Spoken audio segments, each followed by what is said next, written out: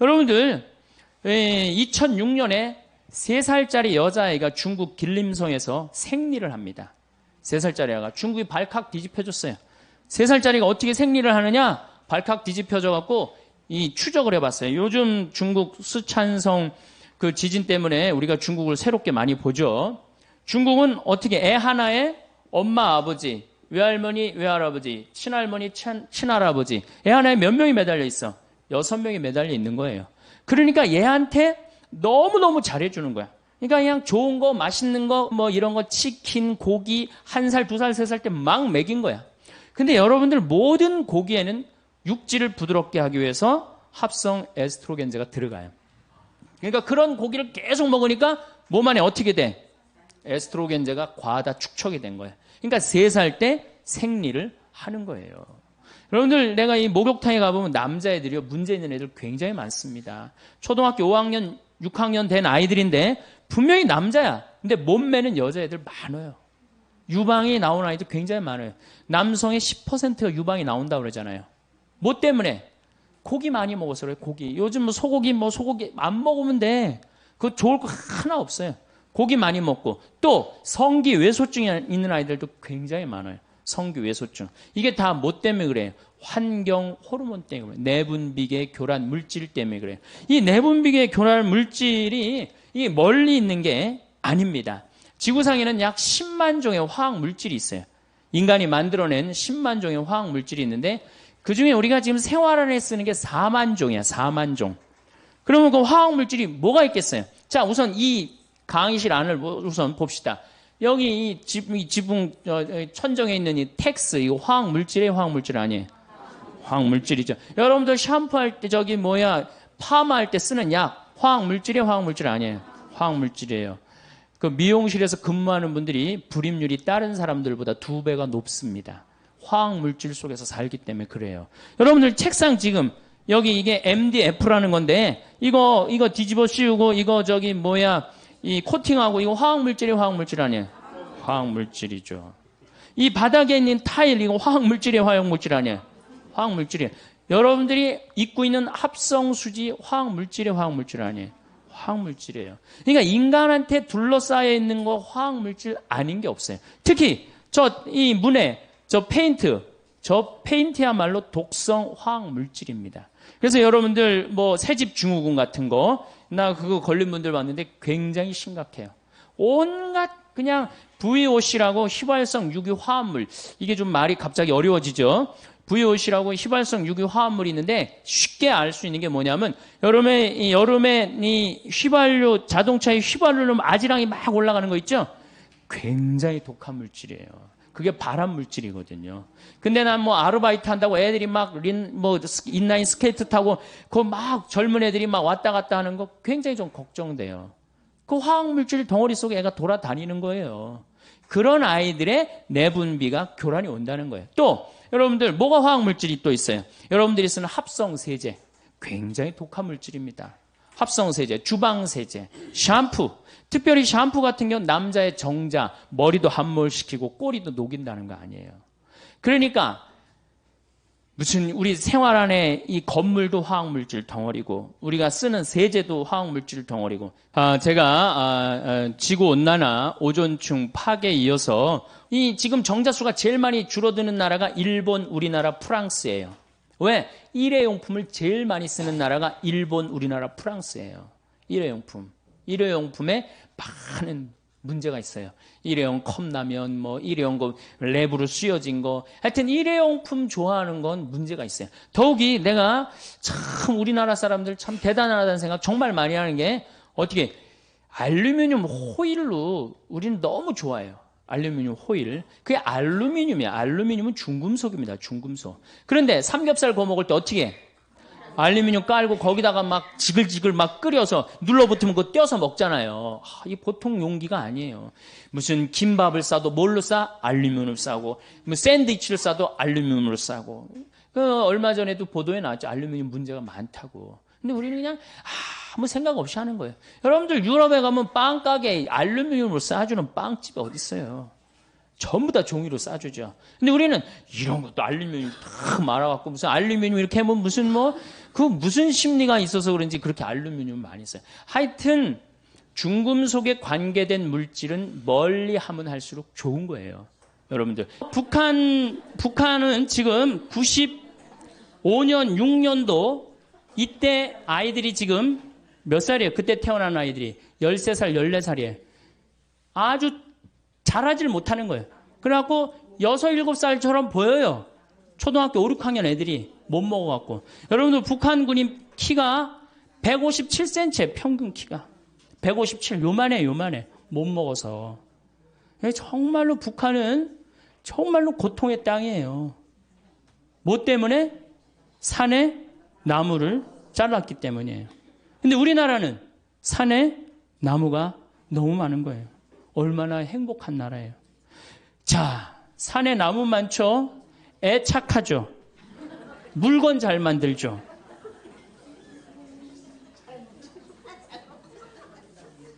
그런데 문제는 우리나라가 식량 자급률이 27%밖에 안 됩니다. 식량 자급률이. 쌀을 제외하면요. 식량 자급률은요. 5%밖에 안 돼요. 쌀은 우리나라가 100%예요. 쌀은 100%인데 다른 거는 다 수입합니다. 소고기 여러분들 밀 자급률이 우리나라가 0.1%예요. 0.1%. 그다음 옥수수 자급률이 0.3%. 콩이 원래 5%였는데 막 웰빙 한다고 막 한 3년 전부터 콩 좋다고 막 난리를 쳐갖고 이제 한 10% 정도 올라갔어요. 소고기가 자급률이 여러분들 20%밖에 안 됩니다. 밀로 만들어 먹는 게 뭐가 있죠? 빵, 국수, 짜장, 짬뽕, 라면, 과자. 슈퍼마켓에 있는 모든 과자는 밀로 만들어요. 그런데 이게 99% 다 수입이에요. 그러면 우리가 호주나 미국에서 밀을 수입을 하는데 미국에서 밀 수입한다고 한번 생각을 해봐요. 미국 아이들이요. 정말로 치사한 애들이에요. 수출하는 거랑 자국민이 먹는 거랑 완전히 구분합니다. 그래서 수출하는 건 어떻게 밀에 농약을 엄청나게 뿌려요. 비행기로 뿌려요. 심하게는 비행사가 그 농약에 취해서 어떻게 기절해갖고 추락까지 해요. 그렇게 비행기로 뿌려요. 밀밭에다가 엄청나게 농약을 뿌려요. 농약 뿌리고 난 다음에 이제 보스턴항으로 밀을 다 모읍니다. 북동부가 밀 곡창 지역이거든요. 보스턴항으로 다 모아요.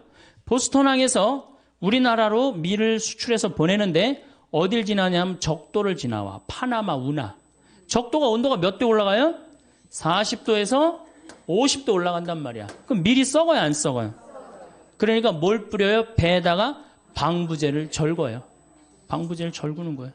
농약 뿌리지, 방부제 절구지. 그래갖고 부산항에 도착을 했어. 도착을 했는데 껍데기를 깐다 그러죠. 이걸 유식한 말로 도종한다 그러는데 도종은 못 알아듣겠죠. 예, 껍데기를 까. 예, 껍데기를 까는데 이 까는데 밀 색깔이 거무튀틱한 색깔이죠. 근데 우리 밀가루는 어때요? 이게 또 비정상인 거예요. 표백제 집어넣는 거예요. 표백제. 그래갖고 빵집에 배달을 해갖고 빵을 구워내는데 무슨 빵가게에서 각 구워낸 빵이라고 그러는데 그런 빵은 하나도 없어요. 2년 만에 구워낸 빵밖에 없는 거예요. 각 구워낸 빵이 어디 있어요. 그래갖고 애들한테 라면 만들어 먹이고 빵 만들어 먹이고 짜장 만들어 먹이고 짬뽕 만들어 먹으니까 애들이 아토피가 생기고 천식이 생기고 각종 병에 시달리는 거예요. 아니 원료 자체가 상해 있는데 그 제주도로 전라도로 귀향한 분이 유명한 그 글을 썼어요. 저같이 이렇게 시골에 가서 사는 사람인데 화장실에 구데기 없애는 최고 좋은 방법은 뭐냐? 밀가루 딱 뿌리면 싹 없어진대요. 밀가루 뿌리면. 여러분들 밀가루에 바구미 생긴 거 보신 적 있어요, 없어요? 바구미 생기지 않아요. 아니 그게 무슨 밀가루예요. 화학 덩어리지. 사실은 지구온난화도 우리 교회하고 연관이 굉장히 많고 오존층 파괴도 우리 이 교회하고 연관이 많지만 정말로 교회하고 연관이 많은 건 이게 바로 환경 호르몬이에요. 환경 호르몬. 환경 호르몬은 내분비계 교란 물질이라고 이야기를 합니다. 이걸 일본에서 환경 호르몬이라는 명칭을 넣었는데 정확한 명칭은 내분비계 교란 물질이에요. 그럼 내분비계가 뭐냐? 내분비계가 여자가 있고 남자가 있어요.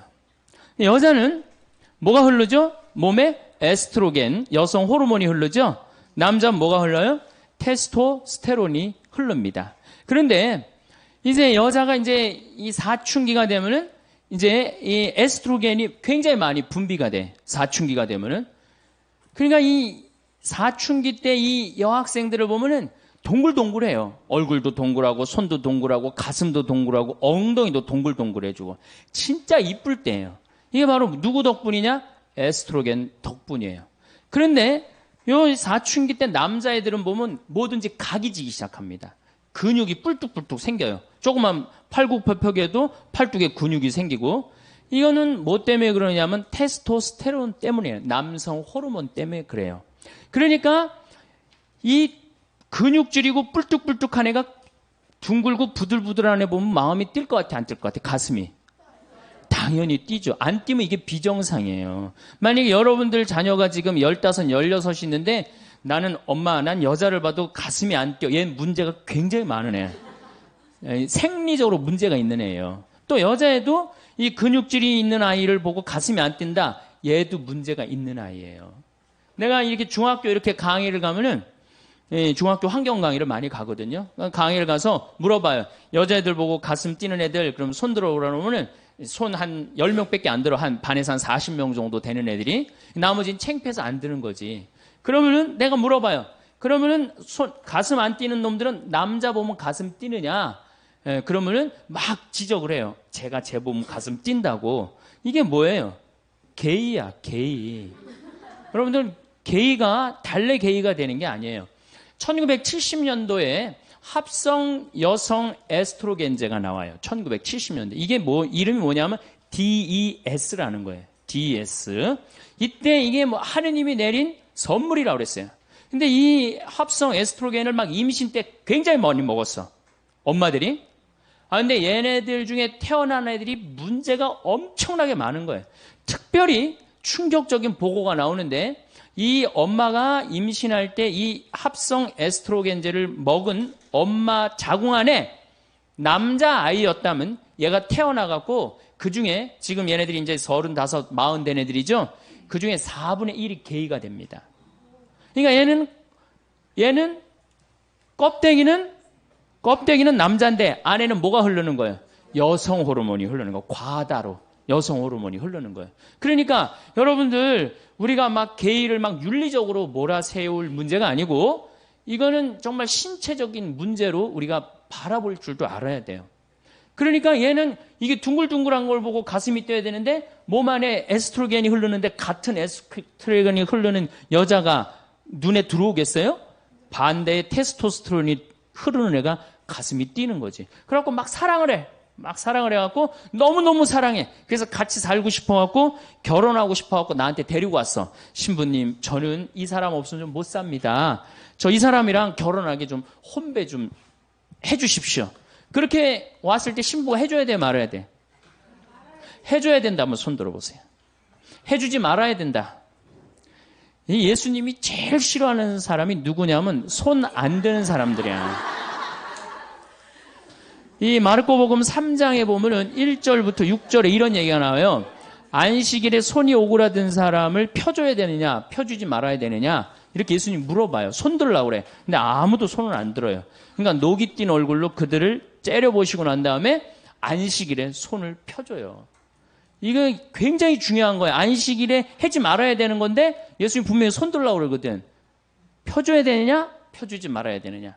이 남자애가 몸 안에 에스트로겐이 흐르는 남자애가 몸 안에 테스토스테론이 흐르는 남자애를 너무너무 사랑해서 결혼하고 싶다. 나한테 결혼 주례를 해달라고 나한테 데리고 왔다. 해줘야 되느냐? 해주지 말아야 되느냐? 자, 다시 한번 손 들어보겠습니다. 결혼시켜줘야 된다. 한번 손 들어보세요. 시켜주지 말아야 된다. 네, 좋습니다. 이제 이 문제는 교회 안에 들어오게 돼 있어요. 이 문제는 이게 교회가 바깥에서 밀어낼 문제가 아니에요, 이제는. 여러분들, 미국은 매사세체주가 법으로 이 남자와 남자의 결혼을 정식적으로 인정을 해줍니다. 그래서 모든 권리를 부여해요. 근데 얼마 전에 캘리포니아에서 역시 법으로 보장을 해줍니다. 교회는 어떻게 할 거야? 단죄할 거야? 단죄하지 말아야 될 거야? 단죄하지 말아야 돼요? 단죄해야 돼요? 이게 이제 교회가 겪는 갈등이에요. 환경의 문제가 이제 결국은 이렇게 부닥치는 거예요. 그동안 환경운동을 막 할 때 교회는 뭐라 그랬어? 그건 운동가들이 하는 거다. 운동가들이 하는 거다. 그렇게 한켠으로 밀어냈는데 이제는 운동가들이 하는 문제가 아니야. 교회의 실질적인 문제로 다가옵니다. 실질적인. 특히 DDT, 농약. 이거는 굉장히 독한 화학 물질이에요. 근데 제가 강원도 평창에서 나도 농사를 짓고 한 5,000평 지금 농사를 짓고 사는 사람이지만은 나는 농약을 안 치고 살지만은 농약 안 치고 사는 내가 얼마나 동네에서 욕먹는지 몰라요. 농약을 안 치는 건 농사 짓는 사람들한테 이해가 안 되는 일이에요. 농약을 안 치는 건. 그래갖고 우리 밭이 농약을 안 치니까 우리 밭에 풀이 잔뜩 나갖고 씨가 날라가갖고 자기네 밭 풀 많이 생긴다고 욕을 내가 그 동네 총회 가면 맨날 욕먹어요. 70, 80대 할아버지. 신부님 그 농사 그렇게 짓는 거 아닙니다. 그 풀도 약도 주고 그래야지. 그게 무슨 농사입니까? 그러니까 시골에서는 농약을 안 친다는 걸 꿈을 못 꿔요. 그러니까 여러분들이 먹는 물질의 대부분 먹는 양식은 대부분 뭐가 쳐준다고 생각하면 돼? 농약. 특히 고추 같은 경우는 농약 안 치고는 꿈도 못 꿉니다. 그러니까 이 시골에 풍경이 있어요. 비가 오고 나면 7, 8월에 비가 오고 비님이 오시고 나면은 이제 남편하고 아내하고 경운기를 끌고 나가갖고 남편이 이제 분무기를 하고 아내는 그 경운기에 그 농약 한 거 이렇게 줄 해갖고 풀어줘요. 그럼 남편이 그걸 뿌려요. 그 모든 농촌의 공통적인 모습이에요. 그걸 가지고 우리가 먹는 거예요. 그 농약에 묻어있는 물질도 바로 내분비계 교란 물질이라는 거예요. 이런 거에 그리고 스티로폼, 비닐, 그 다음 아이들 요새 여러분들 텔레비에 가끔 나오죠. 장난감, 플라스틱에 환경 호르몬 물질이 많다. 그러니까 이 GM에서 1928년에 이 스티로폼을 발명을 해요. 그럴 때 뭐라고 그랬어? 신이 내린 선물이라고 그랬어요. 그런데 불과 50년이 지난 지금에는 다이옥신을 유발하는 가장 독성 물질이 되어 있어요. 그러니까 전기 절연체, 이 특별히 뭐 이런 거 전기 이것도 굉장히 독성이 강한 거예요. 이런 거. 그러니까 이런 거에 둘러싸여 있는 인간의 내분비가 교란이 안 일어날 수가 없다는 거예요. 어느 정도로 성전환이 일어나느냐면은 이 독수리들이 이 DDT에 이제 오염된 이런 뭐 조그만 물고기 뭐 이런 것들을 먹다가 이제 성전환이 일어납니다. 그러니까 암컷 위에 수컷이 올라타야 되는데 수컷 위에 암컷이 올라타는 거예요.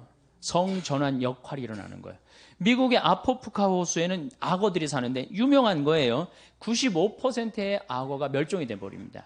조사를 해보니까 성기가 그 수컷 성기가 아예 없어져 버린 거예요. 조그만 거예요. 결합을 할 수가 없는 거예요. 그 원인을 다 찾아보니까 DDT에서 다 농약에서 찾는 거예요. 농약에서. 그래서 이런 거에 오염된 사람들한테 어떤 이제 문제가 오느냐면 남자의 1940년도에 태어난 남자는 정자가 1cc당 몇 마리가 있느냐면 1억 4천만 마리가 나와요. 1cc당 엄청나게 나오죠. 남자가 한 번 사정을 하면 한 5억 마리 정도 나와요. 그중에 1cc당 1억 4천만 마리. 굉장히 많은 거죠. 그중에 하나만 딱 난자하고 결합하면 생명이 되는 거잖아요. 근데 1970년도에 태어난 아이들, 지금 30대 아이들은 1cc당 7,200만 마리로 줄어듭니다. 7천, 반으로 딱 줄어들어요. 근데 1980년도에 태어난 아이들은 1cc당 3,200만 마리로 줄어들어요.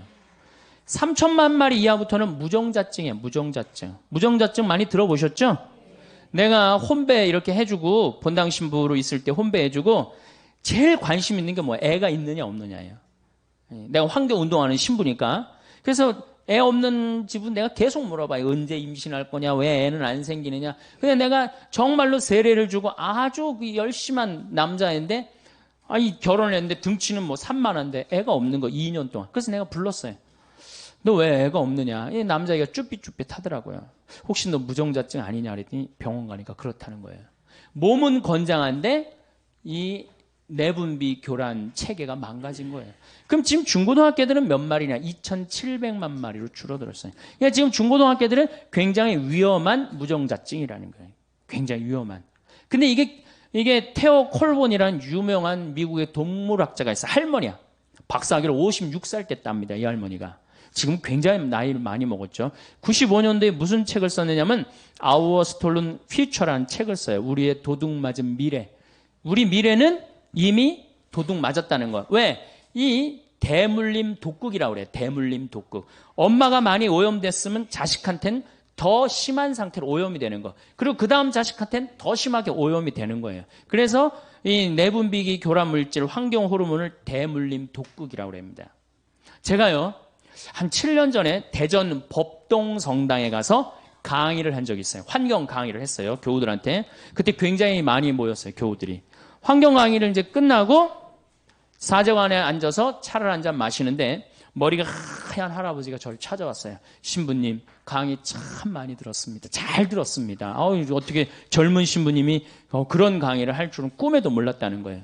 그런데 사실은 제가 대전 보건대학 대학 원장입니다. 내가 뻔데기 앞에서 주름을 잡았던 거죠. 그런데 신부님 심각합니다. 어떻게 심각하냐면 자기네 학교 학생들 1, 2학년 아이들 정자를 채취해갖고 검사한 결과 7년 전 얘기예요. 7천만 마리 넘는 애들이 한 명도 없다는 거예요. 현장에 있는 저로서는 이게 보통 심각한 문제가 아닙니다. 이러다 가면은 정말로 이게 대가 끊깁니다.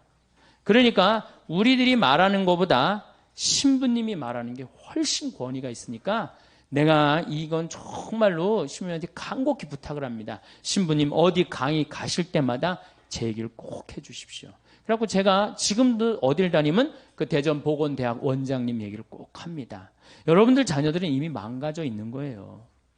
그러니까 여러분들이 고해성사 볼 때 난 자식을 미웠습니다. 공부 못해갖고 미웠습니다. 이건 죄도 아니에요. 난 합성세제로 내 속옷을 빨아갖고 지금 대를 끊고 있습니다. 그게 내가 이렇게 그 본당 신부할 때 가정방문, 특히 냉담자만 방문한 적이 있어요. 쉬는 교우들만. 근데 젊은 교우들의 냉담의 원인 대부분은 불임 때문이에요. 난 깜짝 놀랐어요. 왜? 왜 불임 때문이야? 아니 하느님이 생명을 점지해 준다고 그래갖고 성당 나가서 열심히 빌었는데 생겨요 안 생겨요?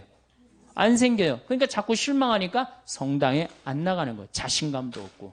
그러니까 불임 부부 이렇게 남편들을 보면 왠지 자신감이 없어 보이는 거예요. 그러니까 이게 이제 불임의 문제가 어떤 뭐 개인의 문제가 아니라 우리 사회의 문제가 돼버린 거예요. 사회의 문제가 돼버리고 교회의 문제가 돼버린 거예요. 여러분들 지금 불임률을 약 200만 명으로 보고 있어요. 200만 명으로.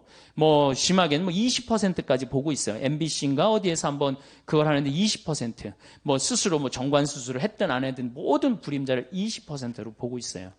그러니까 이게 불임률이 그러니까 이제 그 책이 95년도에 나왔는데 30년 후에는 50%가 불임률이 될 거라는 거예요. 그러니까 2025년에는 50%가 불임률이 되고 50년 후에는 다 불임률이 될지도 모른다는 그런 무서운 주장을 하더라고요.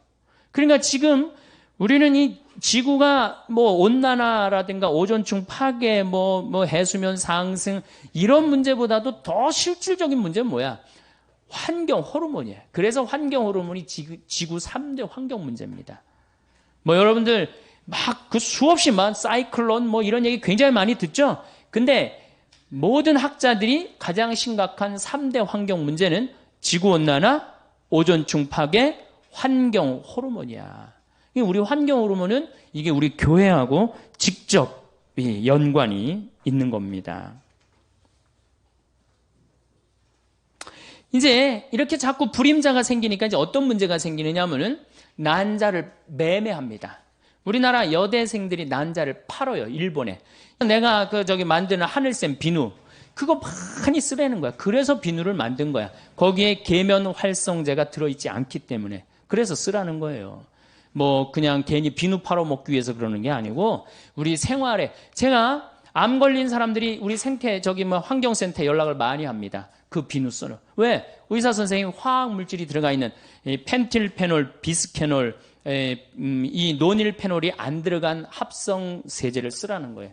그러니까 자연적인 방법, 기름으로 만드는 거, 콩기름으로 만드는 거, 돼지기름으로 만드는 거, 그걸로 써야 되거든요. 합성으로 된 건 쓰면 안 되거든요. 어쨌든 이 난자 매매를 하는 거예요.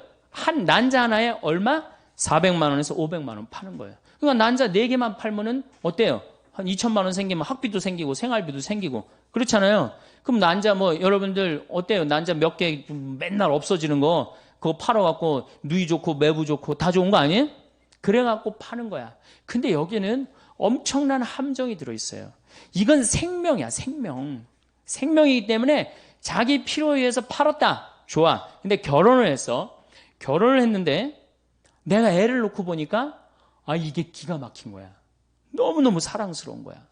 막 너무 이뻐갖고 발가락도 깨물어 보고 그냥 손가락도 빨아보고 너무너무 사랑스러운데 내가 5년 전에 판 그 난자의 그 주인공은 어느 하늘 아래서 살까? 이 생각하면 그때부터 미치기 시작하는 거예요. 그때부터. 걔는 또 실질적으로 자기 엄마가 육체적인 엄마가 누군지도 모르고 자라는 불행이 생기잖아요. 이게 난자 하나를 500만 원, 600만 원에 파는 문제가 아니에요. 생명을 사고 파는 노예제도보다 더한 시대로 지금 떨어지려고 그러는 거예요. 노예제도보다. 그걸 지금 가꾸어 나가려고 그러는 사람들이 누구예요? 서울대학 생명공학 교수팀이 그 짓을 한 거예요. 저는 그 짓이라고 말을 합니다.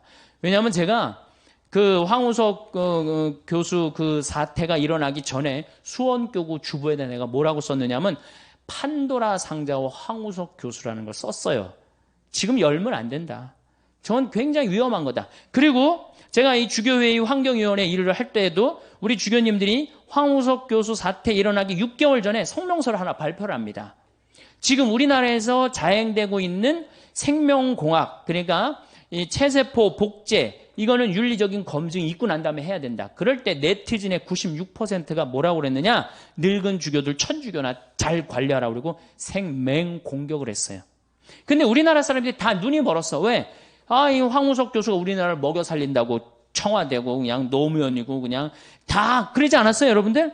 특히 언론도 특별히 더 그랬죠. 막 황우석이 신이 돼버렸어. 살아있는데 교과서까지 실리고 막 난리도 아니고 제 눈에는 생쇼를 하더라고요.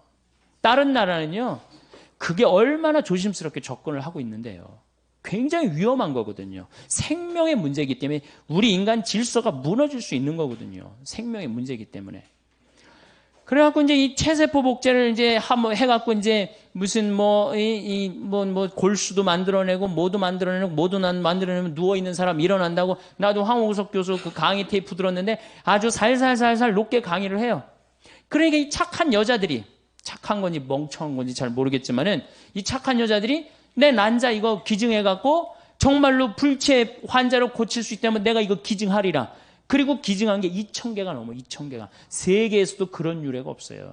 2,000개를. 그것도 돈도 안 받고. 근데 여러분들 난자 크기가 얼마네요? 0.14mm야. 참.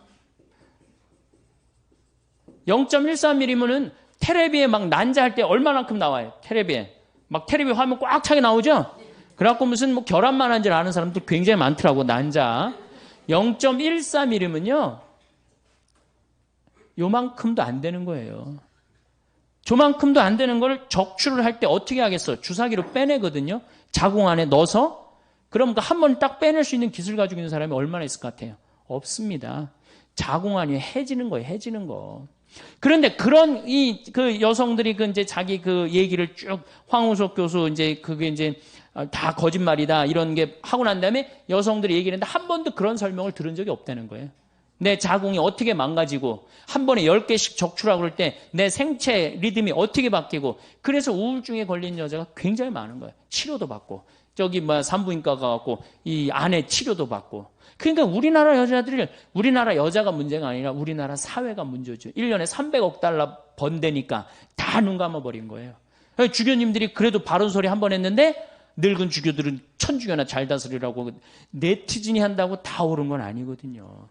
우리 교회가 지금 해야 될 일이 분명합니다. 지금 생명의 질서를 유지하는 거, 이거는 우리가 꼭 해야 되는 거예요. 그래서 그 여인 중에 하나가 신문에 기고를 했어요. 도대체 내 그 많은 난자를 어디다 어떻게 쓴 거냐.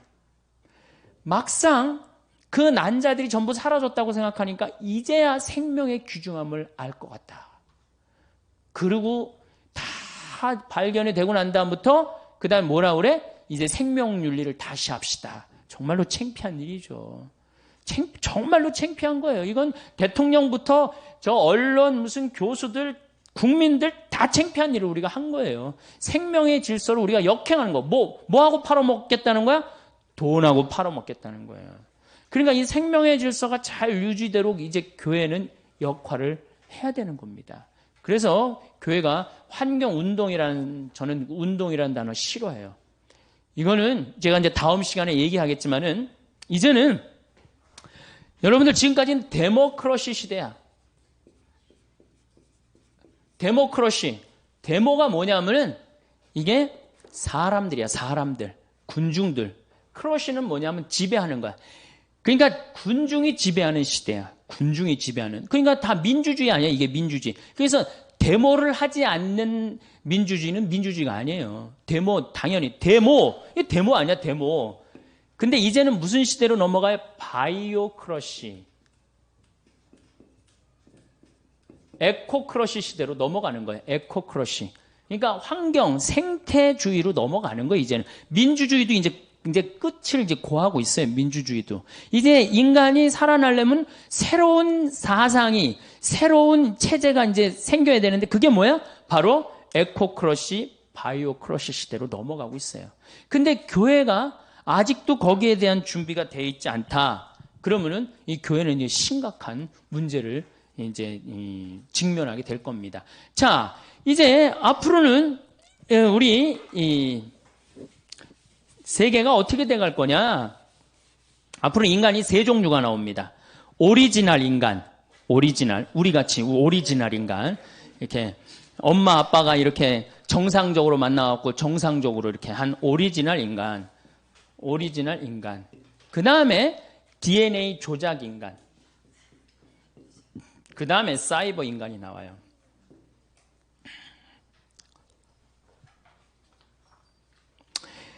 자, 우선 오리지널 인간에 대한 얘기를 좀 할게요. 이 오리지널 인간들은 앞으로 살아가기가 굉장히 힘들어요. 왜 살아가기 힘드냐면은 공기 오염됐죠? 먹을거리 오염됐죠?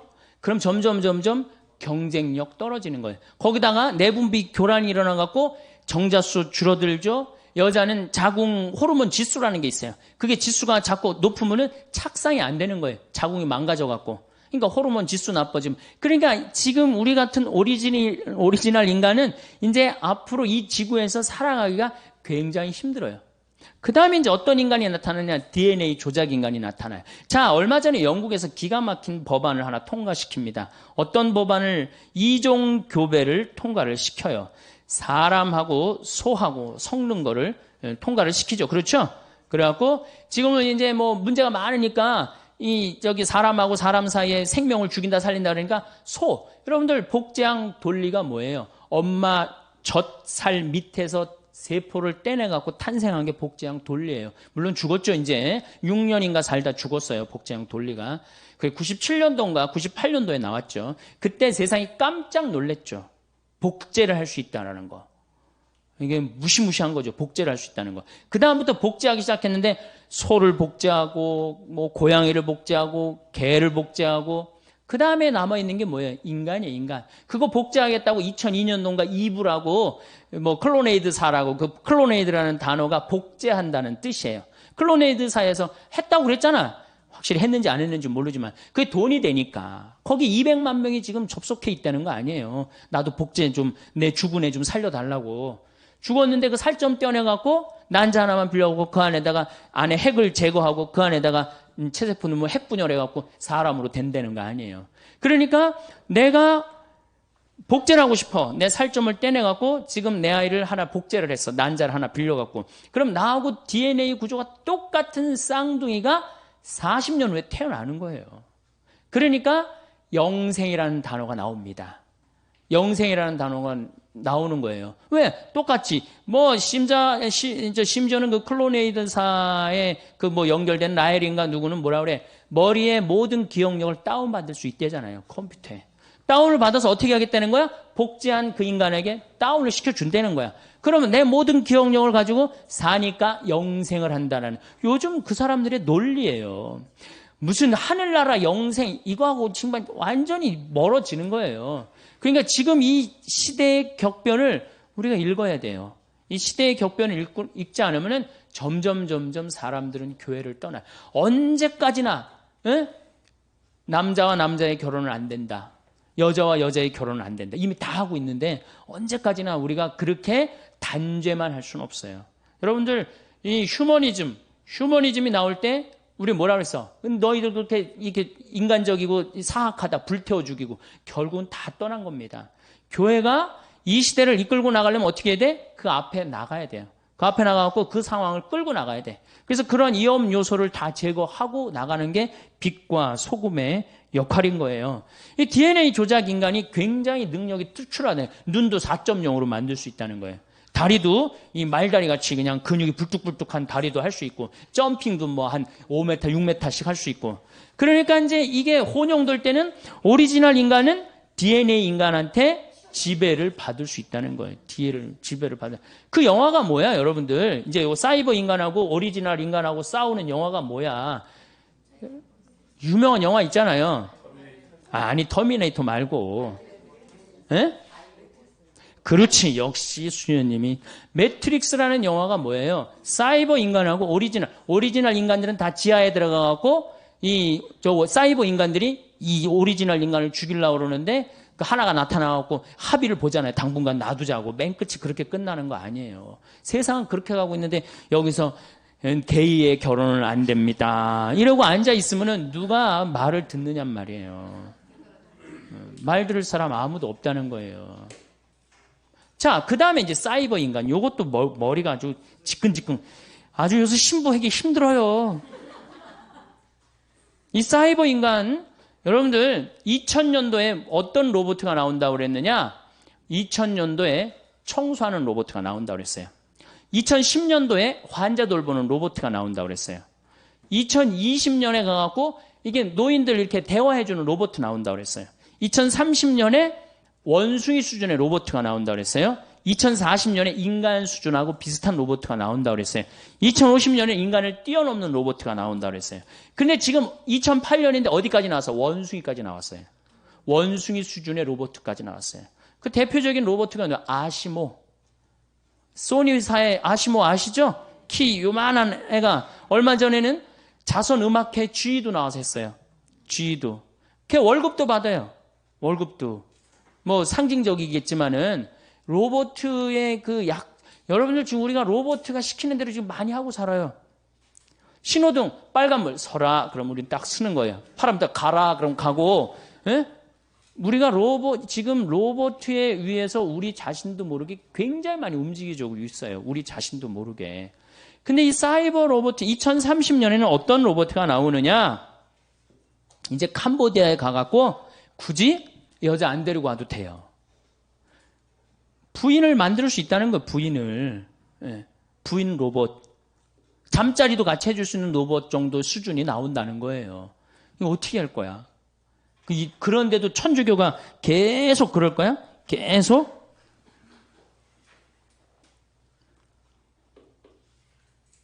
그래서 이제 이 환경 호르몬 문제에 있어서 우리 교우들이 꼭 알아야 되는 거는, 우리 가톨릭 교회가 저는 많은 경우 환경 운동을 오해하는 경우가 있어요. 오해하는 경우. 데모하는 무슨 새만금 막 데모하고 대우나 데모하고, 그 데모하는 사람들이 환경 운동가로 알고 있는데, 또 환경 운동가 자신들도 데모하는 사람으로 본인이 알면 안 돼요.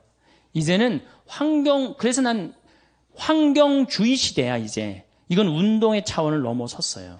이제 환경주의로 넘어가고 있어요. 환경주의로 넘어가면서 이제 우리의 관심은 이제 바뀌어야 돼.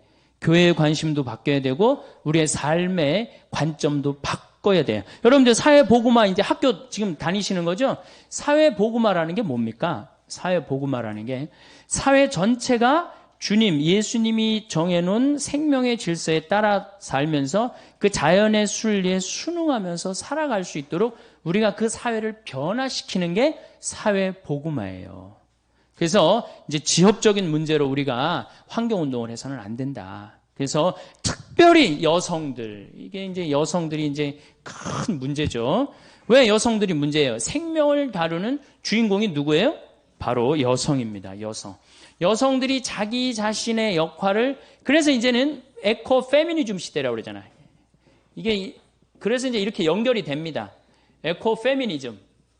에코 페미니즘은 뭐냐? 이제는 여성주의로 넘어왔어요. 여성주의로 넘어오고 거기 앞에 무슨 단어가 하나 붙여져? 에코자가 붙어져. 에코, 생태 여성주의.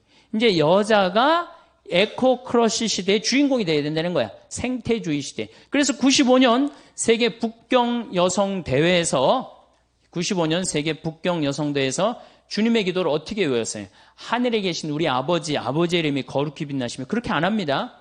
하늘에 계신 우리 어머니 이름이 거룩히 빛나시며 어머니의 나라가 오시며 어머니의 뜻이 하늘에서와 같이 땅에서도 이루어지소서. 왜? 여러분들, 남자가 지배하는 세상에서는 하느님이 남성으로 불릴 수 있죠. 근데 하느님이 누가 남성이래? 하느님이 남성이에요? 하느님이 성이 있어요, 없어요? 하느님이 무슨 성이 없어요? 우리 인간 편에서 하느님을 아버지라고 부르는 거지 실질적으로는 하느님은 성이 없으신 분이에요. 근데 남자들이 세상을 지배했으니까 하느님을 남자 입장에서 생각하고 표현해서 뭐라 그래? 하늘에 계신 우리 아버지라고 그랬다니까. 그런데 실질적으로 하느님은 아버지의 성보다는 어머니의 성이 훨씬 가깝다는 거야. 생명을 창조해내고 만물을 길러내고, 이거 다 남자가 애 놓는데 해는 일 뭐 있어요? 씨 뿌리는 일 밖에 더 해요?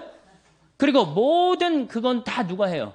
여성이 다 합니다. 그만큼 여성은 생명에 있어서 풍요롭다는 거예요. 그러니까 하늘에 계신 우리 어머니, 이제 여성이 이제 세상을 지배해야 된다는 거예요. 그래야지 이제 제대로 돌아간다는 거예요. 그래야지 제대로 돌아가야 된다는 거예요. 자, 보십시오. 이제, 자, 여성이 세상을 지배해야 되는데, 그래서 이제 여성이 굉장히 앞으로 나가는데, 천주교는 여성이 앞으로 나갑니까? 안 나갑니까? 나가고 싶어도 나갈 길이 없잖아. 모든 결정권을 누가 갖고 있어요? 주교님들이 갖고 있잖아요. 주교님들. 주교님이 남자예요, 여자예요? 뭐 감정 있어요? 남자라는 말에 이렇게 굉장히 감정이 실려요. 또 신부들이 전부 남자예요, 여자예요? 남자죠. 이게 우리 교회의 이제 이 핸디캡이에요. 제가 서울시에 양성평등 교육을 나갑니다. 양성평등. 왜냐하면 여러분들 이 개발도상국에서 선진국으로 올라갈 때 여성의 사회 참여율이 10%가 증가를 합니다. 근데 우리나라는 지금 1.7%밖에 여성이 사회에 안 나갑니다. 1.7%. 우리나라 여전히 사회 관심이 없어요. 뒤집어지든 엎어지든. 그저 내 자식만 서울대학 보내면 된다는 거기에 아주 미쳐갖고 사회에 관심이 없어요. 그래도 여러분들은 지금 이 사회복음학교 나온 여러분들은 선구자예요, 선구자. 정말 대단한 분들이에요. 제가 이제 천주교, 개신교, 불교 대담을 나간 적이 있어요. 원음 방송에서. 근데 개신교에서는 누가 나왔냐면은 여성 목사님이 나왔어요. 그 다음에 불교에서는 그 쓰레기 봉투 제로 운동하는 스님이 나왔고, 그 다음에 그 원음에서는 그 여성 원무님이 나오고, 그 다음에 이제 천주교에서는 제가 나가서 대담을 하는데 밀려요. 왜? 내가 무슨 나도 농산물이라든가 이걸 잘 알지만은 여성 두 분한테 말이 안 되더라고요. 지금 가장 많은 주제가 뭐야? 먹을거리 아니에요. 근데 우리 지금 천주교에서 전부 다 남자들이 거기에 남자 신부님들, 우리 주교님들이 그 쇠고기에 대해서 여성들만큼 그렇게 막 뭐라 할까요? 아주 뼈저리게 막 그런 위기의식을 느낄까요? 우리는 그런다고 소고기 안 먹으면 개고기 먹으면 되지 뭐. 우리는 그 정도로 넘어간단 말이에요. 그 정도로. 그러니까 이 접근 방법이 굉장히 많이 틀린 거예요. 그래서 여성들이 한국 천주교에서, 한국 천주교뿐만 아니라 세계 교회에서 여성들이 깨어나지 않으면 천주교는 계속 추락하게 돼 있어요. 계속. 벌써 명예 자리를 하나 넘겨줬죠? 뭐 이슬람교가 우리보다 인구가 많아졌어요. 믿는 종교가. 이슬람도 독특한 종교지만은 어쨌든 가톨릭이 자꾸 떨어져요. 가톨릭이 자꾸 떨어져요. 떨어지는 이유가 한쪽 날개로 날아가기 때문이에요. 남자 날개로만 날아가기 때문이에요. 남자 날개로. 그래서 이제 양쪽 날개로 날아가는 시대가 온 거예요. 시대는 그렇게 변하고 있어요. 시대는 환경의 시대로 넘어가고 있어요. 환경의 시대. 그래서 이제는 교황님이 뭐라고 그러셨어요? 이제는 모든 이 지구에 사는 한 사람 한 사람이 환경을 걱정하고 환경을 개선하기 위해서 노력해야 된다. 교황님도 이제 간파를 하신 거예요. 올해 이 신년 천주의 성모 마친 마리아 평화의 날 교황님 담화 한번 보세요. 가족, 환경, 지구 공동체 이거에 대한 문제를 언급을 하세요. 지금 성당 지을 때가 아니야 지금. 성당 짓고 성당에 몇 억씩 집어넣을 때가 아니에요. 이제는 여러분들 건물에서 이제는 이게 눈에 안 보이는 문화 공간으로 지금 넘어가고 있어요. 사이버 공간으로 넘어가고 있어요. 그러니까 이런 공간에 우리 천주교가 이제는 바뀌어야 되는데 거기에 가장 자극적인 게 뭐냐? 바로 환경 호르몬 문제라는 거예요. 내분비계 교란 물질. 이 내분비계 교란 물질에서 이 사이버 인간이 이제 다 단종이 됐어. 오리지널 인간이 단종이 됐어. 오리지널 인간이 단종이 됐다 한들 하느님이 안 계십니까? 여러분들 45억 년 전에 지구가 탄생했을 때 하느님 계셨어요? 안 계셨어요? 계셨죠? 그때 우리 인간이 있었어요? 없었어요? 우리는 아무것도 아니에요. 공룡이 막 활개칠 때 우리 인간이 있었어요? 없었어요? 우리 지금 없어진다 하더라도 DNA 조작 인간이 인간의 뒤를 잇는다. 어떨 것 같아요? 우리 인간은 억울할 수 있지만은 이걸 진화라고 표현합니다. 인간의 의지에서 DNA 조작 인간이 진화하는 거예요. 그리고 사이버 인간이 딱 나타났어. 사이버 인간이 나타나갖고 내가 이제 한 70이 됐는데 신부님 저 세례 좀 주십시오. 너는 로봇이기 때문에 세례 안 돼. 라고 얘기할 수 있을까요? 못합니다. 난 로봇이기 때문에 너는 세례 못 줘. 그럼 사이버 인간들끼리 모여갖고 야 우리 세례 안 주는 데더라. 우리끼리 모여서 신부 하나 만들자. 그래갖고 그 로봇 중에 하나 서품 주문은 그걸로 끝나는 거 아니야. 끝나는 거 아니에요? 내가 너무 앞서 나가나 지금? 오늘? 너무 앞서 나가요? 근데 이미 그런 상태로 접어들고 있어요. 교회는 지금 아직도 뜨리덴틴 공의에 1520년도에 한 뜨리덴틴 공의에 머물러 있으면 안 됩니다. 그리고 역사적으로 교회가 제가 다음 시간에 얘기하겠지만은 교회가 항상 끌고 나갔지 끌려다니면서부터는 교회를 떠났어요. 끌려다니면서부터는. 우리가 끌고 나가야 돼. 그러니까 환경 문제. 저는 이제 요것만 하고 이제 오늘 이제 요 시간은 잠깐 제가 마칠 건데 여러분들 1980년대 제일 믿고 싶은 종교 천주교였어요. 근데 지금은 3등으로 떨어졌어요. 제일 믿고 싶은 종교 어디로 바뀌었어요? 불교로 바뀌었어요. 왜? 80년대부터 불교는 내가 그때부터 불교에 굉장히 관심이 많았는데 그때부터 환경 문제를 불교 조계종 거기에 아예 담당하는 스님이 계셨어요. 그럼 아주 정책적으로 그 조계종 거기 안에서 이 책도 정책적으로 출간을 다 했어요. 그러니까 제대로 잡은 거지. 시대의 흐름을 제대로 잡으니까 사람들이 어디로 나가요? 불교로 가는 거예요. 천주교는 다 지금 건물 짓다가 망할 거예요. 천주교 성당 짓다 망할 거예요. 지금 대형 건물로 가면 망하게 돼 있어요. 대형 건물로. 근데 이제 우리 천주교가 이제 대형 건물로 가다가 요즘 줄어드니까 누가 대형 건물로 가? 개신교가 대형 건물로 가고 있어. 내 눈에는 보여요. 이제 천주교가 좀 쪼그라졌는데 이제 개신교가 완전히 망가지게 생겼구나. 그런 생각이 들어요. 사실은 예수님이 46년 동안 지은 성전을 3일 만에 짓겠다고 그래. 허물라고 그러고. 그게 무슨 살아있는 건물이에요. 몇십억 되는 건물이에요. 살아있는 사람이에요. 사람이 성전이거든. 그러니까 우리 여기 사회복음화 학교 학생들은 이제 내가 바로 성전이다. 세상에 나가갖고 우리가 세상의 빛과 소금이 돼야 되겠다. 그런 생각을 하시고 다음 시간은 그럼 교회가 왜 황교운동을 해야 되느냐? 그 얘기를 하도록 하겠습니다. 예, 감사합니다.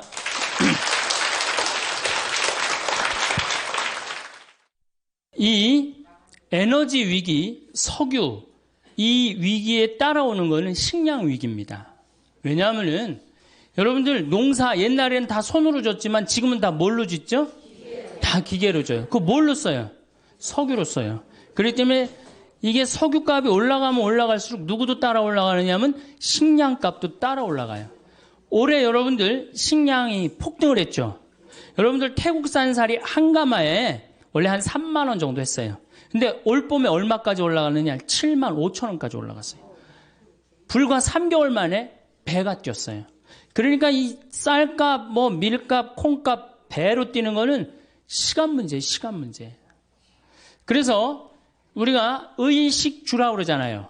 입는 거, 먹는 거, 자는 거. 그런데 사실은 제가 이렇게 뭐 입는 거는 만약에 내가 이렇게 해갖고 무인도에 이 옷 입고 갔다.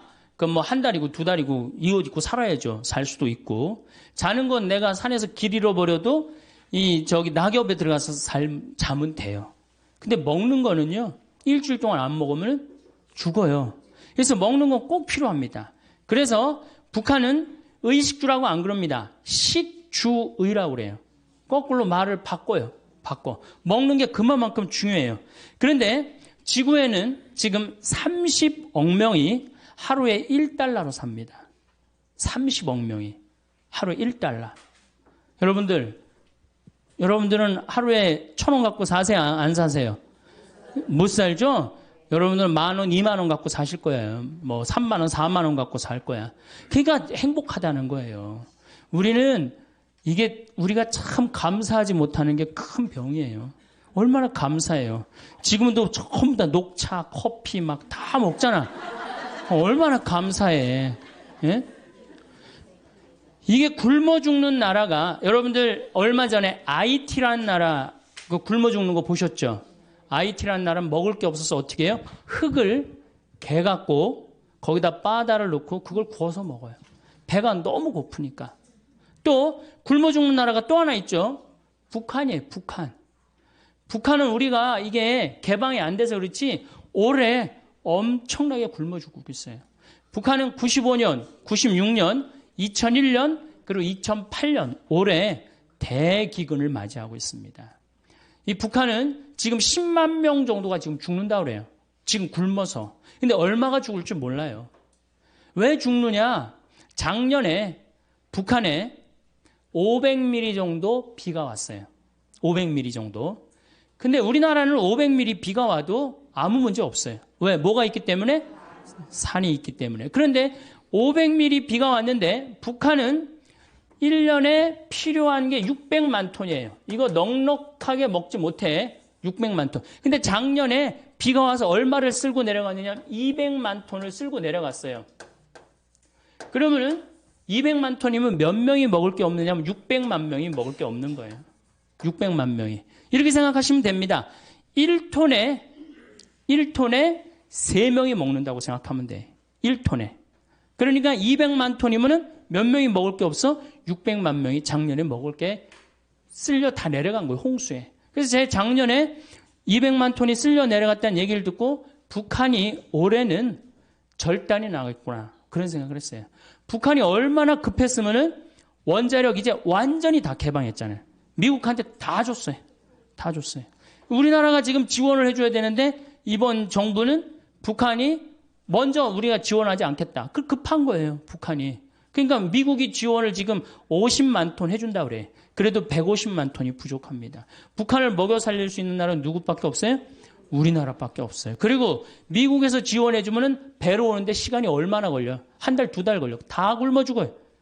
지금이 보릿고기 아니에요. 제일 심한. 그러니까 우리가 판문점으로 바로 지원해주면 되는데 그거를 지금 북한도 못하고 우리나라도 못하고 참 안타깝죠. 세상에서 제일 불쌍한 게 뭔 거예요? 사람으로 태어나서 굶어 죽는 거예요. 굶어 죽는 거. 다른 거 아무것도 없어요. 굶어 죽는 거예요. 근데 지금 북한은 저렇게 굶어 죽고 있어요. 그럼 북한이 왜 굶어 죽느냐? 이게 우리 잘 알아야 돼요. 왜 굶어 죽냐? 90년대 소련이 무너지면서 북한에 식량 원조를 해주지 않습니다. 김일성의 최대 업적은 뭐냐면 인민들 배 안 굶기는 거예요. 김일성의 최대 업적은. 근데 아니 먹을 게 없으니까 다급해진 북한은 어떻게 하느냐면 산의 나무를 다 자릅니다. 산의 나무를 다 자르고 어떻게 하느냐? 거기다가 옥수수 심고 콩을 심어요. 식량난을 해결하려고. 근데 그게 이제 대재앙의 원인이 되는 거예요. 여러분들 로마가 굉장히 쟁쟁한 나라라는 거 잘 알고 계시잖아요. 왜 망했어요? 산의 나무를 다 잘라갖고 벌거숭이로 만들고 난 다음에 로마가 망합니다. 모든 나라는요, 산의 나무를 자르면 망합니다. 아프가니스탄, 세계가 없다고 그러잖아요. 산에 나무가 없고, 강에 물이 없고, 사람은 먹을 게 없고. 그러니까 산에 나무를 자르면 죽는 거예요. 그러니까 인간 문명은 나무로 시작해서 나무로 끝나요. 그만큼 나무가 중요합니다. 근데 우리나라는 6.25 전쟁 딱 끝나고 난 다음에 어떻게 완전히 벌거숭이 산이었어요. 일본으로 가면 어떻게 산이 완전히 울창했는데 우리나라만 오면은 비행기 타고 오면은 벌거숭이였다고 그랬어요. 그런데 이 벌거숭이 산을 우리는 30년 만에 다 한 거예요. 그럼 산에 나무가 없으면 무슨 일이 벌어지느냐? 자, 우리나라 여러분들 산에 가보면은 자, 산에 이렇게 갔어요. 그러면은 이 우리나라는 산이 울창하기 때문에 뭐가 막 덮어져 있어요? 산에? 그렇지. 낙엽이 막 쌓여져 있어요. 뭐 심한 데는 제가 얼마 전에 산 하나를 갔는데 길을 잃어버려갖고 허리까지 낙엽이 차더라고요. 그러니까 허리 대개 한 50cm 정도는 산에 낙엽이 있단 말이야. 산에 50cm 정도는. 그러고 난 다음에 나무가 있어요. 나무는 있고 그 다음에 뭐가 있어요? 뿌리가 있어요. 나무에는 나뭇잎이 있고. 그럼 우리나라는 200mm 산에서 하늘에서 빗님이 온다. 200mm가 빗님이 온다. 그러면은 제일 먼저 누가 빗물을 흡수를 합니까? 낙엽이. 여러분들 산에 가고 낙엽을 이렇게 들으면 어때요? 축축하죠? 그게 다 물을 먹고 있는 거예요. 그러니까 이게 푸석푸석하고 막 한 낙엽이 하늘에서 빗님이 오면 이게 다 먹는단 말이야. 그러니까 500mm 오는 거 아무 문제 없어요. 우리나라 500mm 와갖고 마을이 뜨거나 그런 일은 없어요. 참 좋은 거죠. 자, 이 낙엽이 다 물을 먹어. 그 다음에 누가 물 먹어요? 뿌리가 물을. 이 뿌리 이렇게 생각하시면 돼요. 나무가 솟은 만큼 땅 속으로 뿌리가 박혀 있다. 이렇게 생각하시면 돼요. 그러니까 이 뿌리가 물을 먹고 어디다가 물을 보내주느냐 하면은 대수층이라는 데에 물을 보내줍니다. 그러니까 우리나라는 샘물이 참 많아요. 제가 이렇게 산에 살기 때문에 막 비가 하늘에서 빗님이 오시면은 이렇게 중간에 그러니까 이렇게 막 이게 언덕이란 말이야. 언덕 중간에 물이 막 송송송송 새요. 왜 그럴까요? 뿌리가 다 물을 해주기 때문에. 여러분들 옛날에 그 펌프 그리고 생각나시죠? 마중물 버갖고 이렇게 하면은 그게 10m밖에 안 판 거예요. 여러분들 우리나라는 10m만 파면 뭐가 다 나와? 물이 다 나와요. 참 좋은 거죠. 그래갖고 펌프 해갖고 물을 쓸 수 있고 얼마나 좋아요. 자, 이게 이제 뿌리가 다 먹었어. 그럼 이제 누가 먹어? 그렇지. 낙엽이 다 먹어요. 여러분들 저 느티나무 저 보이시죠? 저거를 펼쳐놓으면 저 정도 나무면 굉장히 큰 나무인데 저거를 여름에 이제 완전히 잎이 넓어졌을 때 펼치면 학교 운동장을 다 덮어요. 저 나무 하나가. 저건 내가 보니까 더 덮을 것 같아요. 2,000평 정도 됩니다. 저거 잎을 펼쳐놓으면. 그러면은 낙엽을 찢으면 거기 물이 있어요, 없어요? 그렇게 여기에 물이 있고 낙엽에 물이 있고 대수층에 물이 있고 얼마나 물이 많아요. 그래서 여러분들 지난 30년 동안 우리나라가 가물어서 흉년이 들었다는 얘기 들었어요, 못 들었어요? 한 번도 못 들었죠? 근데 저 어렸을 때는 흉년이 들었다, 풍년이 들었다 그런 얘기 참 많이 들었어요. 근데 지금으로부터 30년 전에는 여러분들 한 번도 못 들으셨을 거예요. 그냥 태풍이 한두 번 왔을 때 그때 조금 바람에 뭐 이렇게 쓰러진 거 외에는 못 들었을 거예요. 그게 언제냐? 녹화 사업이 완전히 끝났을 때부터 우리나라는 흉년을 모르고 지내고 있어요. 굉장히 행복한 거죠. 그래서 저 산이 주는 경제적인 효과가 1년에 70조예요. 그러니까 700억 달러를 우리는 공짜로 받는 거예요. 산에서. 얼마나 기가 막혀요. 정말 감사하지 않아요? 그러니까 여러분들이 이제 산을 봐도, 나무를 봐도, 이제 산은 산이로되 옛날에 그 산이 아니어야 돼, 이제는. 예. 저 산이 있기 때문에 누가 사는 거야? 우리가 넉넉하게 사는 근본적인 건 뭐냐면은 저 산림 녹화 때문이에요. 여러분들 서울 근교에 산이 7개가 있어요. 남산, 도봉산, 그 다음에 수락산, 북한산, 관악산, 청계산, 아차산, 불암산 이렇게 7개 산이 있어요. 3개의 수도 가운데요. 이렇게 산으로 둘러싸여 있는 수도가 거의 없어요.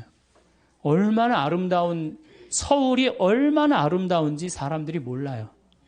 빌딩이 많긴 하지만은 오늘 또 어제 그제 빈님이 오셔갖고 얼마나 깨끗한지 오는데 여기 제가 이 북한산하고 도봉산 이렇게 앞쪽으로 왔거든요. 너무너무 아름답더라고요. 이 기가 막힌 정말 세계에서 이렇게 아름다운 데 없어요. 그 다음에 도시 한가운데 이렇게 큰 강이 흐르는 데가 어디 있어요? 로마 테베레 강이라고 있어요. 로마 한가운데 흐르는 강. 거짓말 조금 못해서 저 뒤에 수녀님 계신 데부터 요 정도밖에 안 흘러요. 강 넓이가. 세느강 아무리 넓다고 해도 요 2배밖에 안 돼요. 한강 2km예요. 서울 한가운데 2km가 넘는 강이 흐른다. 기가 막힌 거예요. 그래서 강은 사는 산이로도 옛날에 그 산이 아니고 이제는 물은 물이로도 옛날에 그 물이 아닌 거예요. 여러분들 다 못 떠서 먹는 거예요? 물 떠서 먹는 거, 강물 떠서. 어쨌든 하여튼 산 때문에 우리나라는 풍요롭게 사는 거예요. 근데 북한은 산을 자릅니다. 나무를 잘라요. 산에 나무를 잘라요. 그러니까 북한은 무슨 일이 벌어지느냐 하면 이게 산이면 완전히 민둥산이야. 하늘에서 빗님이 오면은 막 폭우가 올 때는 어떻게 돼? 그대로 낙엽이 있나 나무가 있나 뿌리가 있나 어떻게 400mm가 오면 400mm 다 어디로 가요? 다 강으로 들어가는 거예요. 빗물만 갑니까? 뭐를 끌고 내려가요? 흙을 끌고 내려가요. 그러니까 대동강이 이렇게 깊이가 이 정도면은 자꾸 뭐가 쌓여요? 흙이 자꾸 쌓여. 그전에는 500mm가 와도 대동강이 다 황해로 물을 보내줬는데 이거는 300mm만 와도 어떻게 돼? 흘러 넘치는 거예요. 그러니까 우리 교구의 원로 신부님이 평양에 갔다 왔는데 대동강에 이 쌓인 흙을 어떻게 퍼내나 봤더니 푸대자루 있죠? 그 삽도 나무삽 그걸로 퍼서 낸다는 거예요. 그러니 언제 퍼서내? 언제 이걸 퍼서내요? 우리나라는 2006년에 평창에 물폭탄 맞았을 때 포크레인 이 큰 거 A10이라고 이렇게 무한궤도 있는 거죠. 그 다음 25톤 트럭 한 열 몇 대 되고 한 이틀이니까 다 하더라고. 근데 북한은 그 해 여름에 쌓인 거 다음에 여름에도 다 못 하는 거예요.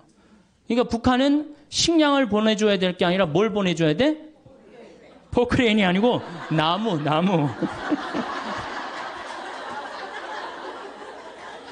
포크레인을 보내주면 기름이 있어야지 포크레인을 쓰지. 기름도 없는데 어떻게 포크레인을 써요. 옥수수 0.3%예요. 여러분들이 먹는 옥수수는 대부분이 뭐예요? 여러분이 1년에 한 번 옥수수 먹어요. 강원도 찐 옥수수. 그렇죠? 그 외에 옥수수 전분 만들고 사료 만들고 다 수입이에요. 더욱이 이번부터 유전자 조작이 들어오기 시작해. 유전자 조작이. 저는 그래서 횟집에 가서 옥수수 이렇게 돌판에 그 무슨 옥수수가 이렇게 대단하다고 돌판에 얹어 나와? 절대 안 먹습니다. 예, 강원도 사는 사람은 절대 안 먹습니다. 제가 한번 횟집에서 잠깐 그 회를 먹다가 식당 뒤쪽에 가봤어요. 깡통이 다 캘리포니아 산이에요. 거기에 이렇게 물에다 담아서 다 보내는 거예요. 그거 여러분들 내놓고 먹는 거예요. 이거 우리 게 없어요. 식탁이 우리 게 어디 있어요? 여러분들 된장, 간장, 콩 여기. 콩이 이제 10%인데 여러분들 시중에 유통되는 친환경적인 이 상표를 가지고 나온 거 원료를 한번 보세요. 다 호주산, 미국산이에요. 콩이. 예. 콩은 근데 여러분들 핵콩으로 메주를 만들고 핵콩으로 띄워야지 된장 맛이 제대로 나고 고추장 맛이 제대로 나는 거예요. 핵콩이 아니고 콩이 2년이 넘어가면요. 삶아도 불질 않아요. 삶아도. 저한테 많은 분들이 그런 얘기를 해요. 아, 신부님, 제가 청국장 띄워 먹는데 띄워서 먹는다고. 그래서 건강에 좋다고. 아, 근데 청국장이 안 떠요. 이게 어떻게 된 거예요? 그게 국산이라고 샀는데 잘못 산 거죠. 그리고 핵콩이라고 샀는데 잘못 산 거죠. 이게 국산 콩은 삶으면 한 5배 정도 불어요. 5배 정도. 그래갖고 그걸 으깨면은 그 메주도 잘 되고 청국장도 잘 뜨는 건데 수입은요, 삶아도 불질 않아요. 딱딱해진다는 얘기예요. 여기 나이 드신 분들 꽤 있으니까 많이 삶아보죠? 저는 1년에 한 100가마, 200가마 정도 콩을 삶는데 우리 동네 평창, 콩은 또 약간 추운 지방에서 자라는 게 좋습니다. 그러니까 평창, 이쪽 횡성, 이쪽 콩이 참 좋은 거예요. 그걸로 삶아보면요, 이게 콩 삶아갖고 먹으면요, 정말로 달아요, 달어. 그렇게 좋아요. 근데 우리 거 다 포기하고 다 수입해서 먹는 거예요. 다 수입해서. 그러니까 우리 농산물을 사는 게 우리 지금 서울교구에도 우리 농촌 살리기 운동 본부 해갖고 명동에도 그 매장이 있고 본당마다 매장 있죠? 그거 사는 게 여러분들 독립운동 하는 거예요. 독립운동. 이제 우리가 우리 거를 포기하잖아요? 이제 석유도 없어. 먹을 것도 없어. 이 두 가지가 가장 중요한 건데 우리가 식량 주권을 포기하면 어떻게 돼요? 이번에 여러분 소고기 개방하면서 자존심 무지 상하지 않아요? 저는 자존심이 상해요. 아니 이제 내장, 뼈 이런 거 다 자기네들 안 먹는 거 꼬리 이런 걸 다 우리한테 보낸다는 거야. 자존심이 상해. 이게 주권의 문제, 주권의 문제. 그래서 사 먹고 안 사 먹고의 문제가 아니고 이건 주권의 문제예요. 그래서 우리 농산물을 우리가 사는 거 이게 주부들이 할 일이야. 근데 싸다고 어떻게? 전부 다 수입으로 우리 농산물이 조금 비싸다. 비싸게 뭐가 비싸? 여러분들 1년에 쌀 몇 가마 먹어요? 3가마면 반반 먹는 집 중에 하나인데. 제가 이렇게 물어보면요. 1가마에서 1가마 반 정도 먹어. 80kg. 네. 2가마 먹는 집도 있고. 그럼 여러분들 2가마라고 칩시다. 그럼 쌀 1가마에 15만 원 정도 하죠? 그러면은 2가마면 30만 원이에요. 그런데 유기농 쌀은 24만 원이에요. 자, 1년 내내 제일 중요한 밥을 먹는데 유기농 쌀 24만 원 그게 아까워서 그 유기농 쌀을 안 사고 3만 원, 4만 원짜리 하는 이 수입 쌀을 먹는다. 이게 머리가 없는 거죠. 생각이 없는 거죠. 1년에 한두 가마인데. 그리고 그걸 유기농을 우리가 먹으면은 우리 땅도 보존되고 농민도 살고 국민도 살고 얼마나 좋아. 그런데 애들 학원비는 30만 원, 40만 원 퍽퍽퍽 쓸데없는 거 정말로 쓸데없는 거 그걸 하면서 가장 중요한 먹는 거는 이게 15만 원, 24만 원 아깝다고 그것도 5만 원, 6만 원 수입을 먹는다. 이 문제가 많죠. 문제가 많아요. 그러니까 누가 의식이 깨야 돼? 주부들 의식이 깨야 된다. 주부들 의식이. 그래서 제가 3년 전에 된장을 담그려고 우리 콩을 사러 다니는데 영월, 정삼, 평창 다 다니는데 50가마를 못 샀어요. 그만큼 우리 콩이 없는 거예요. 다 수입이에요. 다. 그러니까 여러분들이 우리 거라고 알고 먹는 것들도 우리 게 아닌 게 많아요. 특별히 소고기 20%야. 우리 평창에 이제 갈비집이 하나 있어요. 그래서 내가 저녁 7시, 8시 가면은요, 뭐라 그래? 신부님 다 떨어졌다는 거예요. 갈비집에 갈비가 다 떨어지고. 우리는 경매를 받는데요. 평창 한우를. 그래갖고 떨어지는 날이 있는 거야. 근데 도시에 나와보면은 그 많은 사람들이, 그 많은 고깃집에서 그 늦은 시간까지 그 한우 고기라고 다 먹는 거 보면 신기해요. 80%가 수입이에요. 지금도. 이제 미국에서 들어오면 95%, 5%대로 떨어져요. 5%대로. 그러니 이 정말로 우리 한우 소고기 대한민국이 그래도 이제 먹고 살만 해갖고 쇠고기 좀 먹는다고 그랬는데 이 우리 고기가 하나도 없으니 참 문제죠. 그러니까 싸다고 들여온다. 이것도 좀 우리가 생각해 봐야 될 것 같아요. 얼마 전에 대통령께서 그런 말을 했어요. 우리나라도 일본처럼 1억짜리 소를 이제 생산해내다고. 참 가슴 아픈 얘기예요. 왜냐하면 여러분들 1억짜리 소고기 먹으려면 얼마 들고 나가야지 4인 가족이 먹어요? 150만 원 들고 나가야지 먹어요. 여러분들 그럴 수 있어요, 없어요? 먹지 말라는 얘기지. 1억짜리 고기는. 아니면 광우병 위험이 있는 고기를 먹든지. 제일 좋은 건 뭐야? 우리 한우를 살리는 거예요. 아니, 한우뿐만 아니라 모든 걸 우리 거를 살리는 거예요. 여러분, 이스라엘은 식량 자급률이 100%입니다. 이스라엘 가보면요, 다 사막이에요. 근데 요르단강에만 거의 식량을, 농사를 져요. 그런데도 그 열악한 나라가 식량 자급률이 100%예요. 기부출을 형성해갖고. 2000년 동안 떠돌아다니면서 절대적으로 느낀 게 뭐예요? 먹는 거예요, 먹는 거. 그래서 이스라엘 사람들은 컴퓨터 만드는 것보다도 더 중요한 걸 뭐라고 생각해? 식량으로 생각해. 전쟁이 일어나면 컴퓨터 깨물어 먹을 수 있어요, 없어요? 먹을 수 없죠? 식량이 제일 중요한 거예요. 그래서 이스라엘 사람들은 평지에 아파트를 안 짓습니다. 평지에. 그래갖고 사람들이 물어봐. 왜 당신들은 평지에 아파트 안 짓고 다 언덕에 짓느냐? 저 평지는 우리 식량 나올 거의 터전이다. 근데 우리나라 어떻게 돼요? 평지만 보면 아파트를 짓는 거예요. 정말로. 평지. 그러니까 식량에 대한 정책의 개념이 없는 거죠. 우리가 사다 먹으면 된다고요? 여러분들, 우리나라가 IMF 터졌을 때 제가 본당 신부할 때 돼지 농사 짓는 사람들 다 망했어요. 왜? 사료가 폭등하잖아요. 다 수입하기 때문에. 그러니까 식량은 외부의 영향을 너무너무 많이 받아요. 올해도 마찬가지. 올해도 33개 나라가 먹을 게 없는 거야. 필리핀이 우리나라처럼 식량을 포기합니다. 올해 필리핀 먹을 걸 50만 톤을 못 샀다는 거예요. 그럼 150만 명이 먹을 게 없는 거예요. 얼마나 불행해요. 우리나라도 만약에 이제 쌀값이 지금 15만 원, 7만 원, 8만 원 하던 게 쌀값이 석유값처럼 30만 원, 40만 원, 우리는 굶어 죽는 사람 없을 것 같아요? 굶어 죽는 사람 많습니다. 자, 식량 문제는 왜 우리가 위험하냐? 우선 첫 번째로 지구온난화 때문에 식량 문제는 위험해요. 지금 세계를 먹여 살리는 나라가 캐나다하고 호주예요. 호주가 식량 수출을 제일 많이 합니다. 근데 5년 동안 가물었어요. 지구온난화 때문에. 그래갖고 호주가 식량을 생산하지 못하는 바람에 어떻게 됐어요? 세계가 지금 고통을 앓고 있는 거예요. 지구온난화 때문에 흉년이 들고. 그 다음에 여러분들 미얀마 이번에 쳤죠? 거기 곡창지대. 작년에는 사이클론 시드로라고 있어요. 방글라데시 쳤죠? 방글라데시도 쌀 생산을 엄청나게 하는 데거든요.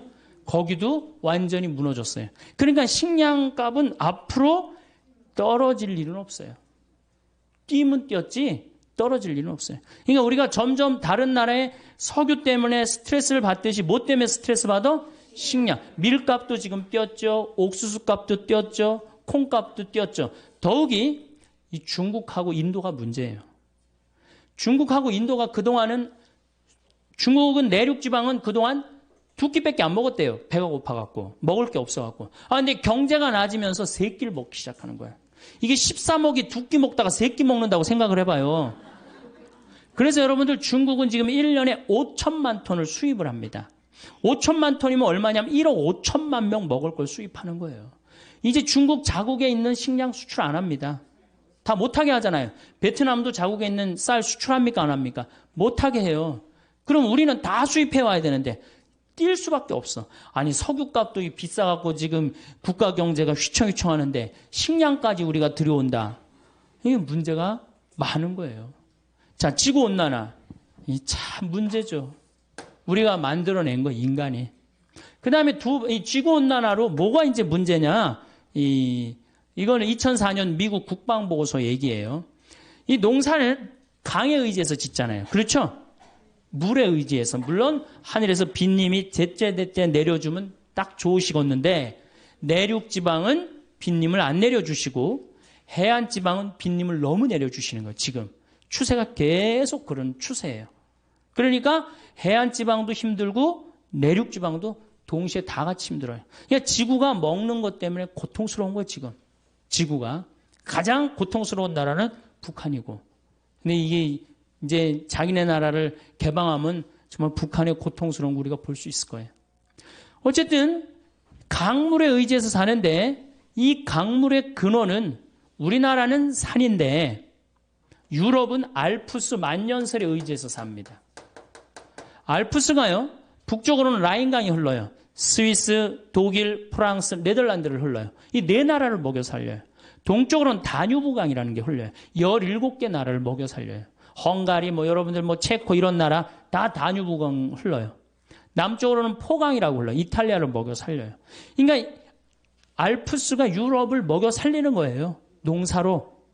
그런데 이게 노가 없어지는 거, 뜨거워지니까. 근데 2020년이면 다 노가 없어진다는 거예요. 2020년이면. 그 2020년 지나고 나면 얘네들은 유럽 산 없어요. 그 독일의 그 흑림 빼고는 거의 산 없어요. 다 깎아버렸어요. 토지 대개혁을 해갖고. 그래갖고 산이 없어요. 산에 나무가 없어요. 유럽은. 근데 알프스가 딱 녹아버리면 어떻게 돼요? 이거 먹을 게 없으면 이동하게 돼 있습니다. 탈출하게 돼 있어요. 자, 히말라야, 인도, 파키스탄, 네팔, 티베트가 매달려 살아. 겐지스강, 인도로 흘러요. 거의 10억 명을 먹여 살려요. 근데 여기도 작년에도 막 그 히말라야 만년설이 녹아갖고 홍수가 일어난다고 그랬잖아요. 왜 홍수가 일어나요? 산이 이렇게 있어. 그러면 이런 데는 호수가 있는 거야. 근데 막 녹아내리니까 이게 어떻게 돼요? 넘치면서 홍수가 되는 거예요. 그래서 수십 명씩, 수백 명씩 죽잖아요. 그러니까 막 녹아내리는 거예요. 이것도 2020년이면 다 녹아 없어진다는 거예요. 킬리만자로. 아프리카는 킬리만자로가 있어요. 근데 아프리카는 제가 작년에 킬리만자로에 갔다 왔는데 다 녹아 없어졌어요. 이제 만년설이라고 할 수가 없어요. 끄트머리 조금 남아있어요. 산이 이렇게 있으면 요렇게 남아있어요. 요렇게. 제 책 그 어디로 가야 하나라는 그 환경 에세이, 거기에 제가 찍은 사진을, 킬리만자로 찍은 사진을 했는데 요만큼 남아있어요. 그러니까 아프리카는 지금 어떤 땅이 돼? 고통의 땅이 돼 있잖아요. 소말리아, 케냐, 이디오피아, 동북지방이라고 그러는데 여기는 비가 30년 동안 안 옵니다. 30년 동안 안 와갖고 애들이 너무너무 목이 마르. 그럼 어떻게? 자기 오줌을 받아 먹어요. 너무너무 목이 마렸기 때문에. 지금 우리가 이 너무 좋은 여건에서 살아갖고 지구가 얼마나 병들고 힘들어하는지 우리는 잘 모르는데 조금만 여기저기 돌아다녀 보면요. 얼마나 지구는 지금 이게 거의 정말 생명체가 완전히 망가지고 있는 거예요. 우리는 다행히 대한민국에 살아갖고 그것도 나무 만년설에 의지 안 하고 어디 의지하고 살아? 나무에 사는데 나무가 어떻게? 울창하단 말이야. 정말로 감사한 거죠. 정말로 살기 좋은 나라. 여러분들 감사해야 돼요. 대한민국에 사는 거. 감사하세요? 네. 자, 그 다음에 중국은 텐산 산맥이라고 있어요. 텐산. 거기에 3억 명이 매달려 살아요. 그 다음 이 미국, 캐나다는 로키 산맥이 있어요. 남미는 안데스 산맥이 있어요. 근데 이게 2020년이면 지구가 뜨거워져서 다 녹아 없어진다는 거예요. 2020년이면 다 녹아 없어지면 이때 핵전쟁이 일어난다는 거예요. 이게 2004년 미국 국방보고서 내용이에요. 아니 환경 난민들이 생기면은 우리나라로 막 밀고 올 거 아니야. 산 많은 그 우리나라 어떻게 다 그냥 당해요? 그러니까 일본, 대만, 우리나라 이런 나라들은 핵을 쓴다는 거예요. 그게 참 무서운 얘기. 제 얘기가 아니라 미국 국방보고서 얘기예요. 그만큼 2020년 몇 년 남은 거예요? 12년 남은 거예요. 땅 살라고 그러지 말고 아파트 더 넓은 거 살라고 그러지 말고 막 그렇게 힘들게 살지 마세요. 그냥 어떻게? 지금 있는 집에서 애 학원 보내지 말고 지금 있는 집에서 행복하게 사는 게 제일 좋은 거예요. 그리고 집에 쌀 한 가마 꼭 비치해 두고.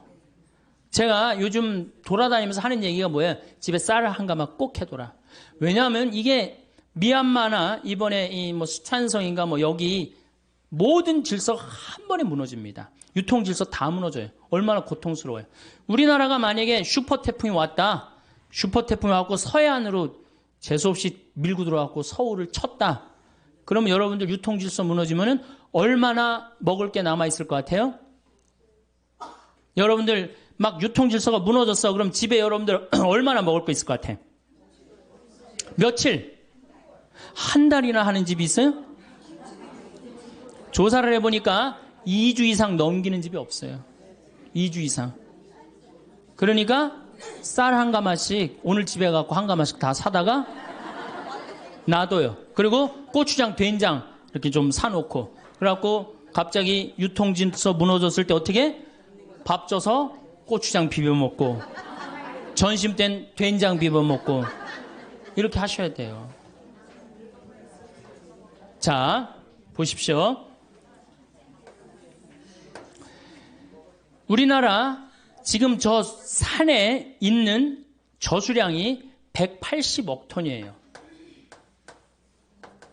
180억 톤이라고 하면 팔당댐 아시죠? 팔당댐이 저수량이 정확하게 2억 7,500만 톤이에요. 그러니까 팔당댐 몇 개가 있는 거야? 60개가 우리는 어디에 있어요?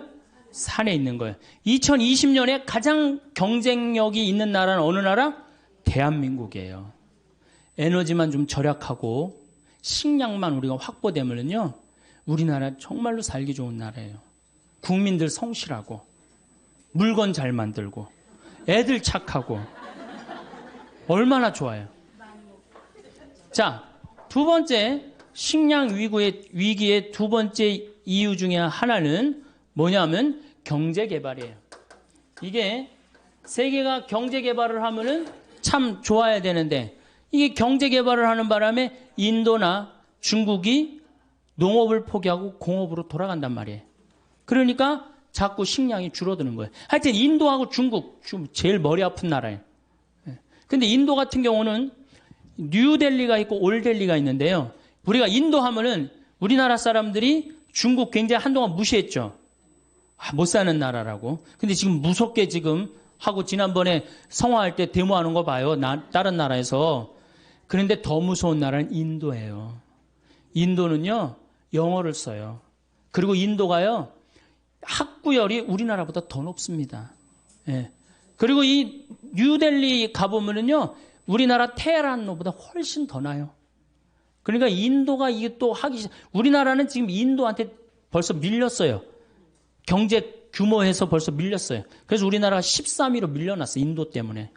인도 무서운 나라예요. 근데 얘네들이 안 먹다가 막 먹기 시작하는 거예요. 그러니 이게 경제 개발 때문에 이게 식량의 위기가 온단 말이에요. 세 번째, 석유가 폭등 때문입니다. 석유값이 폭등하니까 바이오 에너지를 써요. 바이오 에너지. 옥수수에서 기름을 추출해갖고, 콩에서 기름을 추출해갖고 쓰니까 옥수수값하고 콩값이 뛰어야 안 뛰어요? 엄청나게 뛰는 거죠. 그러니까 한번 생각해 보세요. 지구온난화를 우리가 거부할 수 있는 것도 아니고 경제개발을 거부할 수 있는 것도 아니에요. 그렇다고 석유값이 떨어질 리도 없어요. 물론 떨어지겠죠. 한 번은 떨어질 거예요. 뭐 이렇게 피크를 찍었다가 그게 200달러면 안 되고 제 바람은 한 131달러에서 딱 찍고 떨어지면은 우리나라가 괜찮은데 만약에 150달러까지 올라가면은 이거 정말로 보통 신경 써야 되는 거 아닙니다. 그 다음에 네 번째, 인구가 너무 많아. 지금 인구가 69억 명이에요. 69억 명. 아니, 지구는 예수님 태어났을 때 몇 명이에요? 2억 5천만 명이었어요. 지구 전체. 예수님 태어났을 때 5억 명 되는데 1650년에 5억 명이 됐어요. 그 다음에 10억 명이 되는데 1850년에 10억 명이 됩니다. 25억 명이 되는데 1950년에 20억 명이 돼요. 그런데 40억 명이 되는 데는 1980년에 40억 명이 돼요. 30년 만에 배가 되는 거예요. 그러니까 이게 엄청나게 인구가 많은 거예요. 인구는 늘어나는데 지구는 늘어나요? 안 늘어나요? 안 늘어나죠? 그 다음에 여러분들 올해 쌀값 뛰기로 다 약속이 돼 있었어요. 왜 쌀값이 뛰기로 약속이 돼 있었느냐면 2007년을 정점으로 해서 곡물 생산이 떨어집니다. 2010년에 가서는 쌀 생산이 얼마나 줄어드느냐? 무려 1억 500만 톤이 줄어들어요. 그럼 아까 제가 말씀드렸죠. 1억 500만 톤이면 3억 명이 먹을 게 없는 거예요. 2010년에 가면. 그러니까 2007년까지는 쌀이 남아 돌았었어요. 사실은. 근데 2008년부터 쌀이 줄어들기 시작하는 거예요. 그럼 2010년에 가면 3억 톤이 모자란다면은 앞으로 우리 쌀값이 뛸 것 같아요? 안 뛸 것 같아요? 근데 우리가 FTA 미국이랑 체결해갖고 시장을 열면은 어떻게 돼요? 안 되는 거예요. 이 식량은요, 이거는 주권이라고 그래요, 주권. 그래서 우리 농산물을 사먹는 거는 뭐 하는 거야? 독립운동하는 거예요. 자, 여러분들 이제는 우리 농산물을 이렇게 그냥 사먹는 게 아니고 내가 독립운동을 해야지. 내가 독립투사다. 그리고 우리 농산물을 사먹어야 돼. 조금 비싸더라도. 이제 먹고 살기 힘든데 애들 학원만 안 보내면 다 됩니다. 네. 우리나라 애들 학원으로 내보내는 돈 너무너무 많아요. 네. 학원으로만 안 내보내면 그 돈 비싼 거 사먹으면 우리 농촌 정말로 살기 좋고 여러분들도 살기 좋은 나라 만들 수 있어요. 2020년에 갖고 경쟁력이 가장 강한 나라는 전 대한민국이라고 생각해. 대한민국. 왜? 산에 나무가 많기 때문에. 이게 현신규 박사라고 유명한 분이에요. 여러분들 처음 들어보죠? 이분이요. 장영실 옛날에 우리 역사 전체 10대 과학자 중에 한 분이에요. 이분이 산에 나무를 이렇게 심은 거예요. 아주 투신을 해갖고.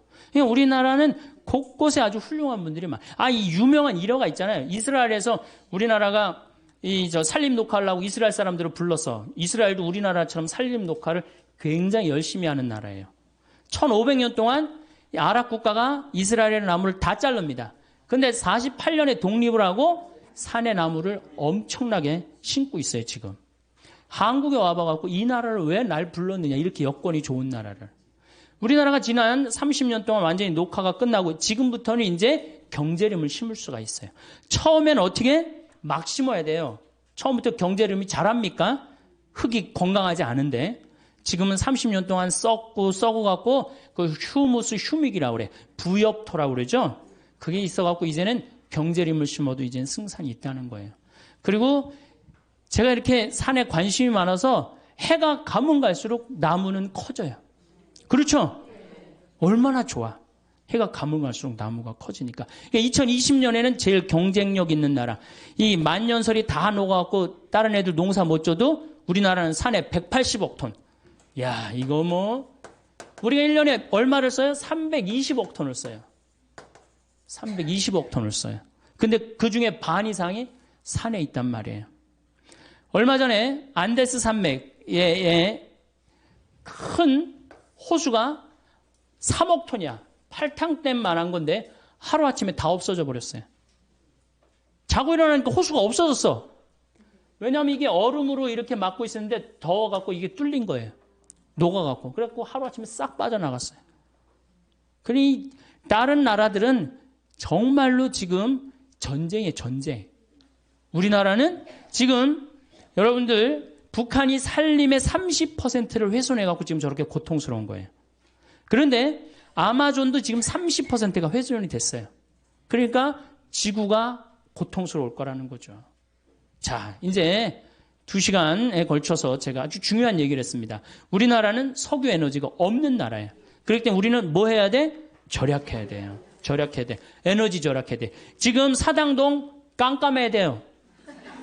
명동 밤에 깜깜해야 돼. 네. 다 뭐해? 그 시간에 다 집에 들어가갖고 가족이랑 대화하고 텔레비도 안 보고 이야기하고 책 읽고. 자, 에너지 문제 있다고 그랬죠. 그 다음에 식량 에너지가 우리가 27%밖에 자급률이 안 돼요. 이거 50%까지 올려야 됩니다. 그러면은 우리나라 노력도 잘하고 국민들 똑똑하고 산에 나무 많고 정말로 살기 좋은 나라 돼요. 근데 국민들이 다른 데 너무 엉뚱한 데 신경을 쓰고 있어. 땅값, 애 학원, 뭐 이게 뭐 소, 뭐 이런 거 신경 쓰지 말고 제일 신경 써야 되는 건 석유와 식량이에요. 석유는 우리가 절약하는 수밖에 없고 식량은 자급률을 높이는 수밖에 없어요. 음식 쓰레기 1년에 17조 날리지 말고 정말로 그렇게 해서 여러분들 드신다면은 참 대한민국 좋은 나라고 아름다운 나라고 행복한 나라 되지 않을까 싶습니다. 절대 치매 안 걸리는 사람들의 특징 5가지. 기억은 사라질 수 있지만 삶의 태도는 남습니다. 우리는 누구나 한 번쯤 이런 말을 들어봤습니다. 나도 나이 들면 치매 걸리는 거 아닐까? TV에서 치매 관련 뉴스가 나올 때마다 괜히 불안해지고 머리를 한번 쓸어내리게 되죠. 하지만 놀랍게도 치매를 예방하며 사는 사람들에게는 뚜렷한 공통점이 있습니다. 그들은 특별한 약을 먹지도 엄청난 운동을 하지도 않습니다. 단지 삶을 대하는 방식이 다를 뿐입니다. 오늘은 절대 치매 안 걸리는 사람들의 특징 5가지, 그리고 그들이 평생 맑은 정신으로 살아가는 비밀을 이야기해 보려 합니다. 1. 끊임없이 움직이는 사람. 치매는 단순히 뇌의 문제가 아닙니다. 몸이 멈추면 뇌도 멈춥니다. 움직임이 줄어드는 순간 뇌는 이 사람은 이제 쓸 일이 없구나 하고 스스로 기능을 줄여버립니다. 그래서 절대 치매 안 걸리는 사람들은 가만히 있지 않습니다. 그들은 특별히 운동선수처럼 움직이지 않아도 됩니다. 그저 계속 움직이는 것을 멈추지 않습니다. 아침에 일어나면 집안을 한 바퀴 돌며 정리하고, 장 보러 갈 때 일부러 걸어서 나가고, 텃밭을 가꾸거나 반려식물을 돌보는 식으로 늘 몸을 씁니다. 움직임은 곧 생명력입니다. 움직이는 사람은 생각이 흐르고 감정이 순환합니다. 반면 하루 종일 누워있거나 앉아서 스마트폰만 보는 사람은 몸도 마음도 그리고 뇌도 점점 굳어갑니다. 60대 한 어르신이 이런 말을 했습니다. 내 다리가 내 의사보다 나를 더 오래 살게 해줬어. 움직인다는 건 단순한 신체 활동이 아니라 삶에 참여하고 있다는 메시지를 내 뇌에 보내는 일입니다. 뇌는 움직이는 사람을 늙게 두지 않습니다. 움직이는 한 생각도 살아있습니다. 2. 새로운 것에 도전하고 배우는 사람. 뇌는 근육과 같습니다. 쓰면 강해지고 안 쓰면 약해집니다. 절대 치매 안 걸리는 사람들의 2번째 특징은 끊임없이 배우는 태도입니다. 이들은 나이를 핑계로 멈추지 않습니다. 내 나이에 무슨 새로운 걸 해? 이런 말 대신 이렇게 말합니다. 이 나이니까 더 배워야지. 그들은 새로운 악기를 배우거나 스마트폰으로 사진을 찍어보거나 요리를 배우거나 외국어에 도전합니다. 중요한 건 결과가 아니라 도전 그 자체입니다. 70세에 피아노를 배우기 시작한 분이 있었습니다. 처음엔 손이 굳고 악보가 어려워서 몇 번이나 포기하고 싶었다고 합니다. 하지만 그분은 이렇게 말했습니다. 피아노가 내 손을 훈련시킨 게 아니라 내 머리를 살렸어요. 새로운 걸 배우면 뇌는 스스로 연결고리를 다시 만듭니다. 이걸 신경가소성이라고 합니다. 즉, 나이를 먹어도 뇌는 계속 새로워질 수 있다는 뜻입니다. 한 번도 해보지 않은 일을 해보세요. 실패해도 괜찮습니다. 당신의 뇌는 이미 그 순간 젊어지고 있습니다. 3. 긍정적인 면을 잘 보는 사람. 치매는 단순히 뇌세포가 죽는 질병이 아닙니다. 그건 마음이 굳어버린 병이기도 합니다. 절대 치매 안 걸리는 사람들의 공통점은 마음이 부드럽다는 겁니다. 그들은 늘 세상의 긍정적인 면을 봅니다. 예를 들어 비가 오면 이렇게 말하죠. 오늘은 공기가 깨끗하겠네. 반면 부정적인 사람은 또 비야. 귀찮아 죽겠네. 이 차이가 사소해 보이지만 뇌는 긍정적인 생각을 할 때마다 도파민과 세로토닌을 분비합니다. 이 2가지는 뇌세포를 보호하고 기억력을 유지하는 데 중요한 역할을 합니다. 반대로 부정적인 감정, 분노, 원망은 코르티솔이라는 스트레스 호르몬을 분비합니다. 이건 뇌의 해마를 공격해 기억력을 떨어뜨립니다. 결국 마음의 습관이 뇌 건강을 좌우하는 겁니다. 항상 웃고 감사하고 여유로운 사람일수록 뇌가 건강하게 오래갑니다. 그들은 인생을 불평보다 감사로 채웁니다. 나이 들어서 생긴 주름은 괜찮아요. 웃으면서 생긴 주름은 오히려 뇌의 훈장 같아요. 마음을 어떻게 쓰느냐가 곧 뇌를 어떻게 쓰느냐입니다. 긍정적인 사람은 절대 치매에 쉽게 잡히지 않습니다. 4. 사람들과 감정 교류를 자주 하는 사람. 치매를 예방하는데 가장 강력한 약이 있습니다. 바로 사람입니다. 사람과 대화하고 웃고 공감하는 시간은 뇌의 여러 부위를 동시에 활성화시킵니다. 그래서 혼자 사는 사람보다 사람들과 자주 어울리는 사람이 훨씬 치매에 강합니다. 대화는 단순히 말을 주고받는 게 아닙니다. 상대의 표정을 읽고 감정을 느끼고 단어를 선택하며 수많은 뇌세포가 동시에 작동합니다. 어떤 연구에 따르면 매일 10분 이상 사람과 감정이 있는 대화를 나누는 사람은 그렇지 않은 사람보다 치매 발병률이 절반 이하로 떨어진다고 합니다. 감정이 있는 대화라는 게 중요합니다. 단순히 안녕, 식사하셨어요? 이런 형식적인 말이 아니라 요즘 어때요? 그 일 힘들지 않았어요? 이런 대화에서 감정이 오갑니다. 사람과의 관계를 피하지 마세요. 고독은 뇌를 갉아먹습니다. 외로움은 흡연보다 더 강력한 치매 위험 요인입니다. 친구를 만나고 이웃과 인사하고 심지어 마트 직원과 웃으며 대화하는 것조차 당신의 뇌를 지켜줍니다. 사람은 사람 속에서 젊어지고 감정은 교류될 때만 살아 있습니다. 5. 마음을 표현하고 글로 기록하는 사람. 마지막 5번째. 절대 치매 안 걸리는 사람들은 마음을 글로 표현하는 사람입니다. 감정을 억누르고 참고만 사는 사람은 내면의 에너지가 막히면서 뇌도 피로해집니다. 하지만 감정을 표현하면 그 순간 마음이 정리되고 뇌의 긴장도 풀립니다. 특히 글로 쓰는 행위는 뇌 전체를 자극합니다. 생각을 문장으로 바꾸는 과정에서 언어 영역, 기억 영역, 감정 영역이 동시에 작동하기 때문입니다. 일기를 써보세요. 대단한 글이 아니어도 좋습니다. 오늘 기분이 좋았다. 누군가의 말에 상처를 받았다. 이렇게 솔직하게 적어보는 것만으로도 뇌는 정리됩니다. 또 감사일기를 써보는 것도 좋은 습관입니다. 매일 하루를 마칠 때 오늘 고마웠던 일 3가지를 적어보세요. 이건 단순히 감정 훈련이 아니라 뇌를 긍정적으로 재프로그래밍하는 작업입니다. 감정은 표현할 때 정리되고 글은 기억을 질서 있게 저장합니다. 이 2가지를 꾸준히 하는 사람은 감정적으로 안정되고 뇌의 연결망이 단단해집니다. 글쓰기는 치매 예방을 넘어 삶을 건강하게 만드는 최고의 습관입니다. 마무리 치매를 막는 건 약이 아니라 삶의 태도. 다시 정리해 봅시다. 절대 치매 안 걸리는 사람들의 5가지 특징. 끊임없이 움직이는 사람. 새로운 것에 도전하고 배우는 사람. 긍정적인 면을 잘 보는 사람. 사람들과 감정 교류를 자주 하는 사람. 마음을 표현하고 글로 기록하는 사람. 이 5가지는 단순한 습관이 아닙니다. 그건 삶을 대하는 태도입니다. 몸을 움직이면 뇌가 깨어나고 새로운 걸 배우면 마음이 젊어집니다. 긍정은 뇌를 보호하고 감정 교류는 뇌를 단단하게 만들며 글쓰기는 마음을 정리하고 기억을 선명하게 남깁니다. 치매는 단순히 나이로 오는 게 아닙니다. 삶을 멈춘 순간부터 시작됩니다. 그러니 멈추지 마세요. 배우고, 웃고, 나누고, 표현하세요. 그렇게 살아가는 사람은 나이를 먹어도 머리도 마음도 늙지 않습니다. 당신의 뇌는 생각보다 훨씬 강합니다. 다만, 당신이 살아있다는 신호를 계속 보내주길 기다리고 있을 뿐입니다. 오늘도 움직이세요. 새로운 걸 배우고, 웃고, 사람과 대화하고, 그리고 하루를 글로 정리해 보세요. 그게 바로 절대 치매 안 걸리는 삶의 방식입니다.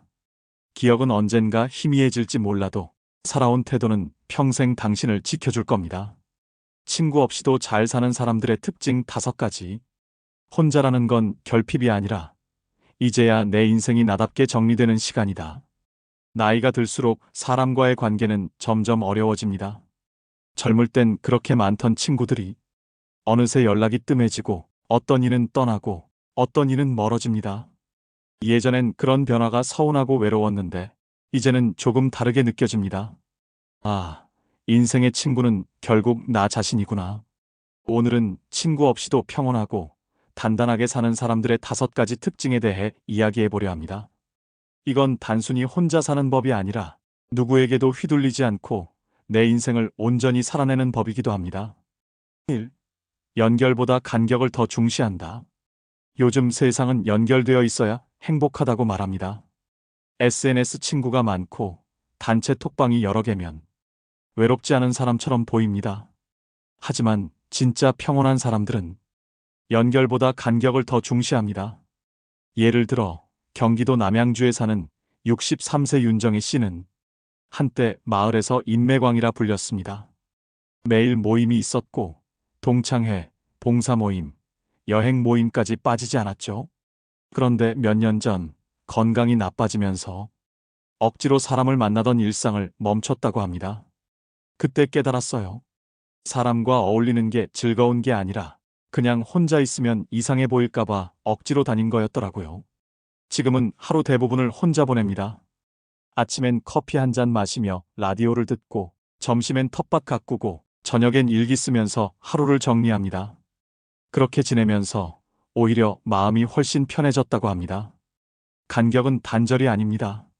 그건 내 시간을 지키는 거리입니다.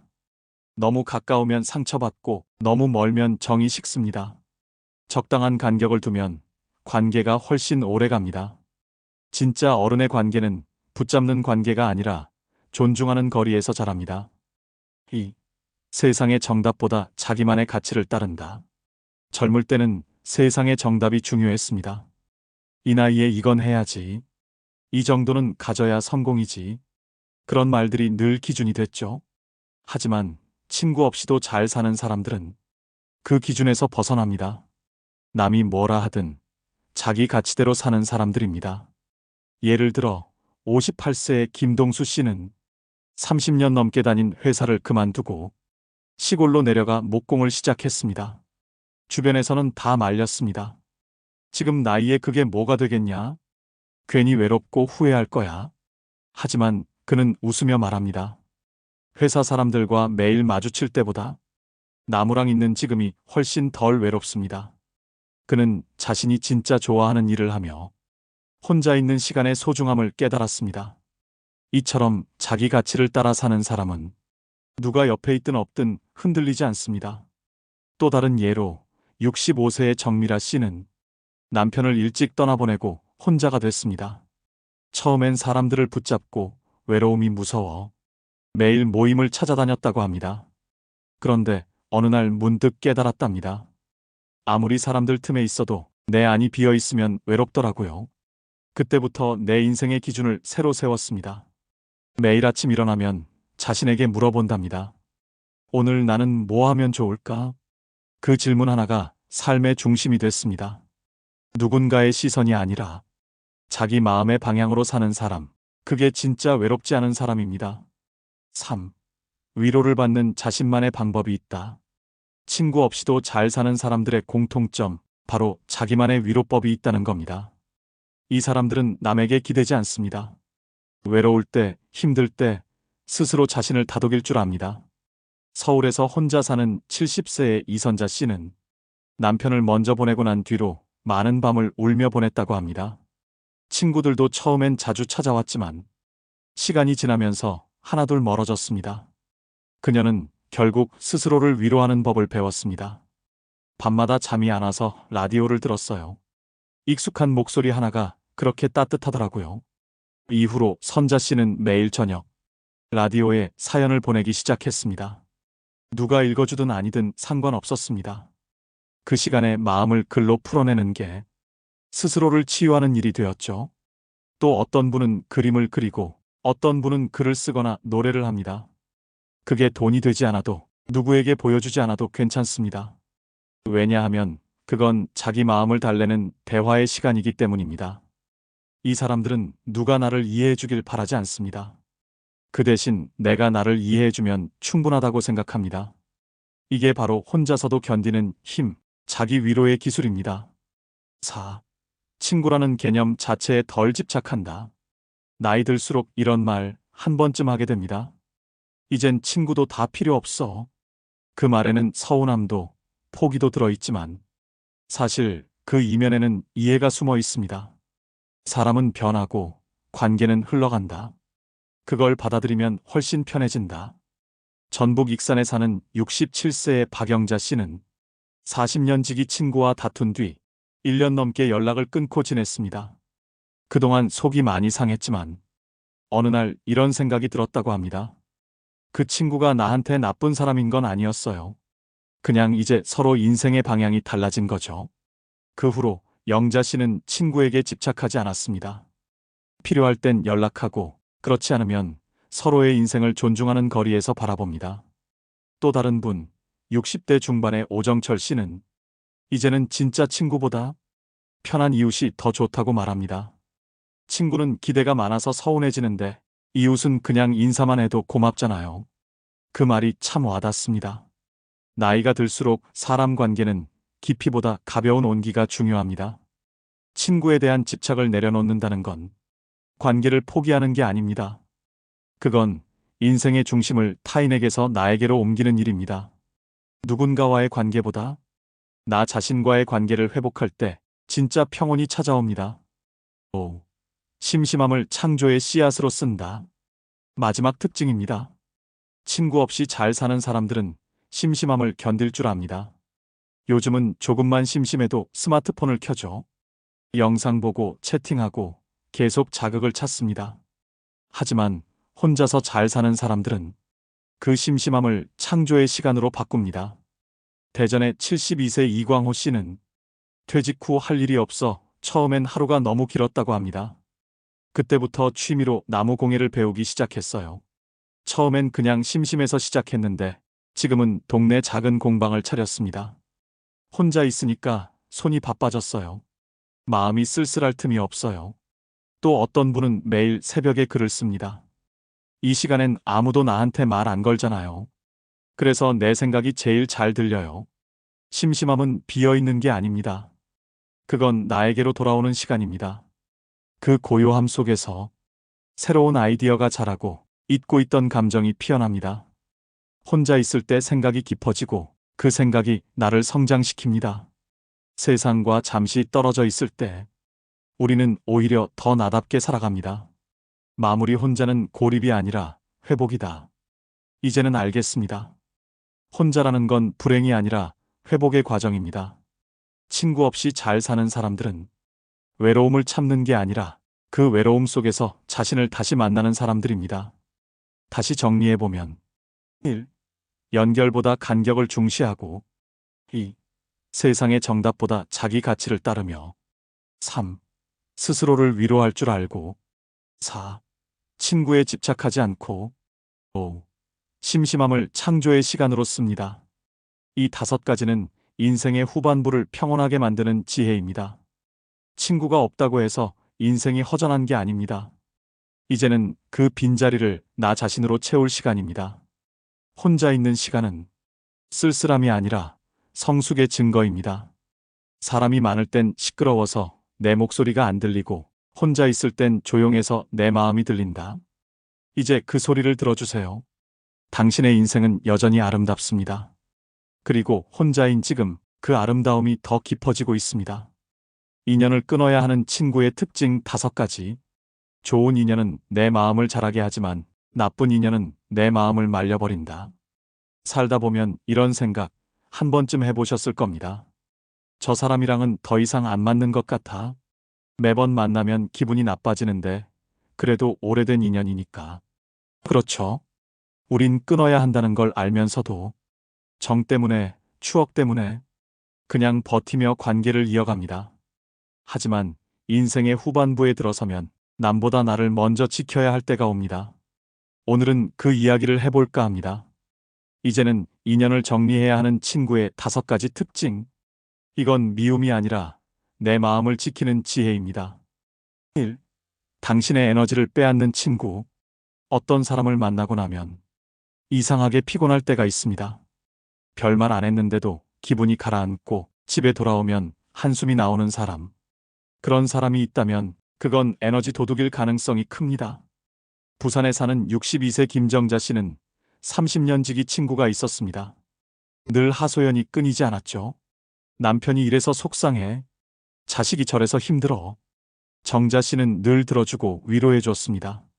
그런데 이상하게 만나고 돌아오면 마음이 늘 무겁고 피곤했답니다.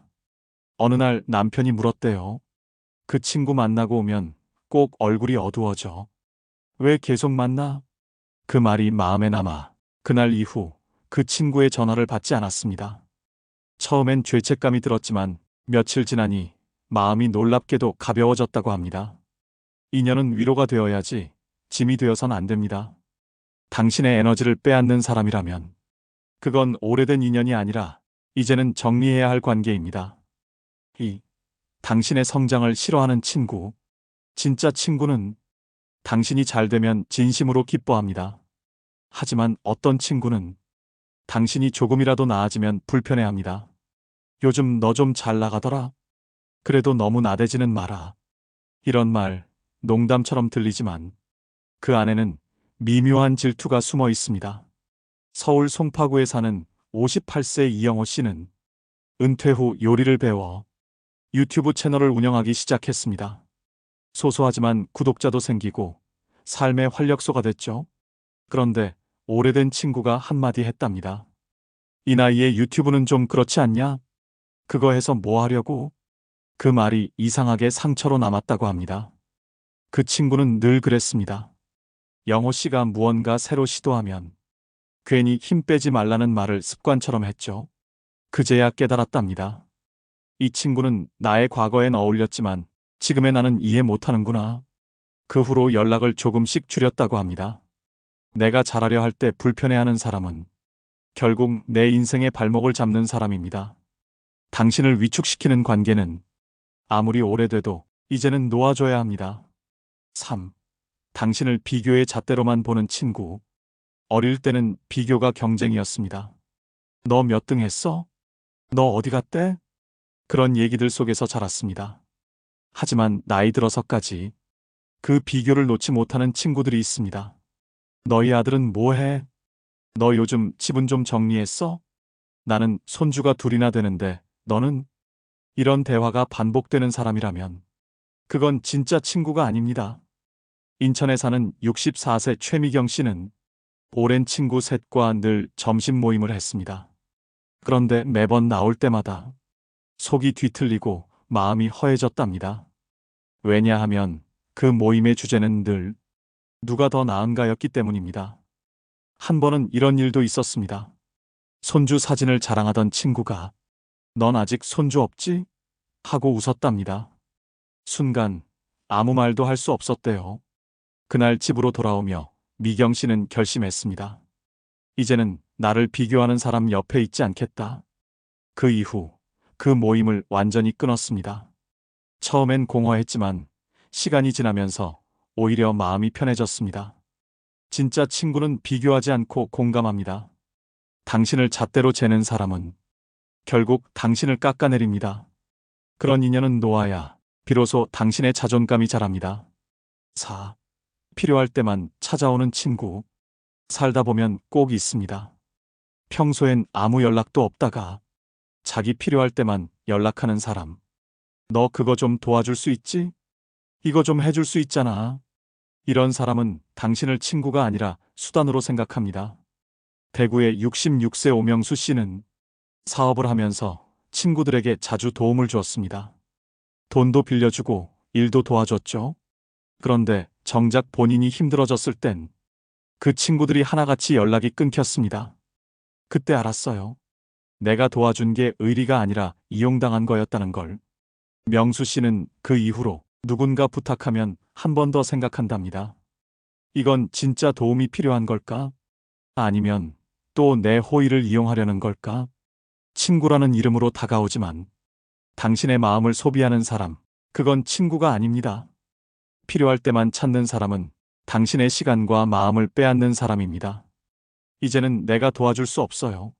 라고 말할 용기가 필요합니다. 그건 냉정이 아니라 당신을 지키는 최소한의 방패입니다. 5. 당신을 과거에 묶어두는 친구. 마지막으로 가장 조용하지만 가장 무서운 유형의 친구가 있습니다. 바로 당신을 과거에 묶어두는 친구입니다. 너 그때 그랬잖아. 넌 원래 그런 애였지. 이런 말을 자주 하는 사람 있죠? 그 사람 옆에 있으면 이상하게 지금의 나가 아니라 옛날의 나로 돌아가야만 합니다. 광주에 사는 59세 이선영 씨는 고등학교 때부터 절친했던 친구가 있었습니다. 늘 즐겁게 웃고 떠들던 사이였지만 언제부턴가 그 친구의 말이 자꾸 선영 씨를 불편하게 했답니다. 넌 예전에도 그랬잖아. 결정 하나도 못하고 맨날 망설이고. 그 말이 농담처럼 들려도 그 안에는 늘 옛날의 선영 씨를 묶어두는 힘이 있었어요. 하지만 선영 씨는 지금 자기 일을 직접 꾸리고 혼자 여행도 다니는 사람으로 바뀌었죠. 그러다 문득 깨달았습니다. 저 친구는 여전히 내가 예전에 소심한 선영으로 남길 바라는구나.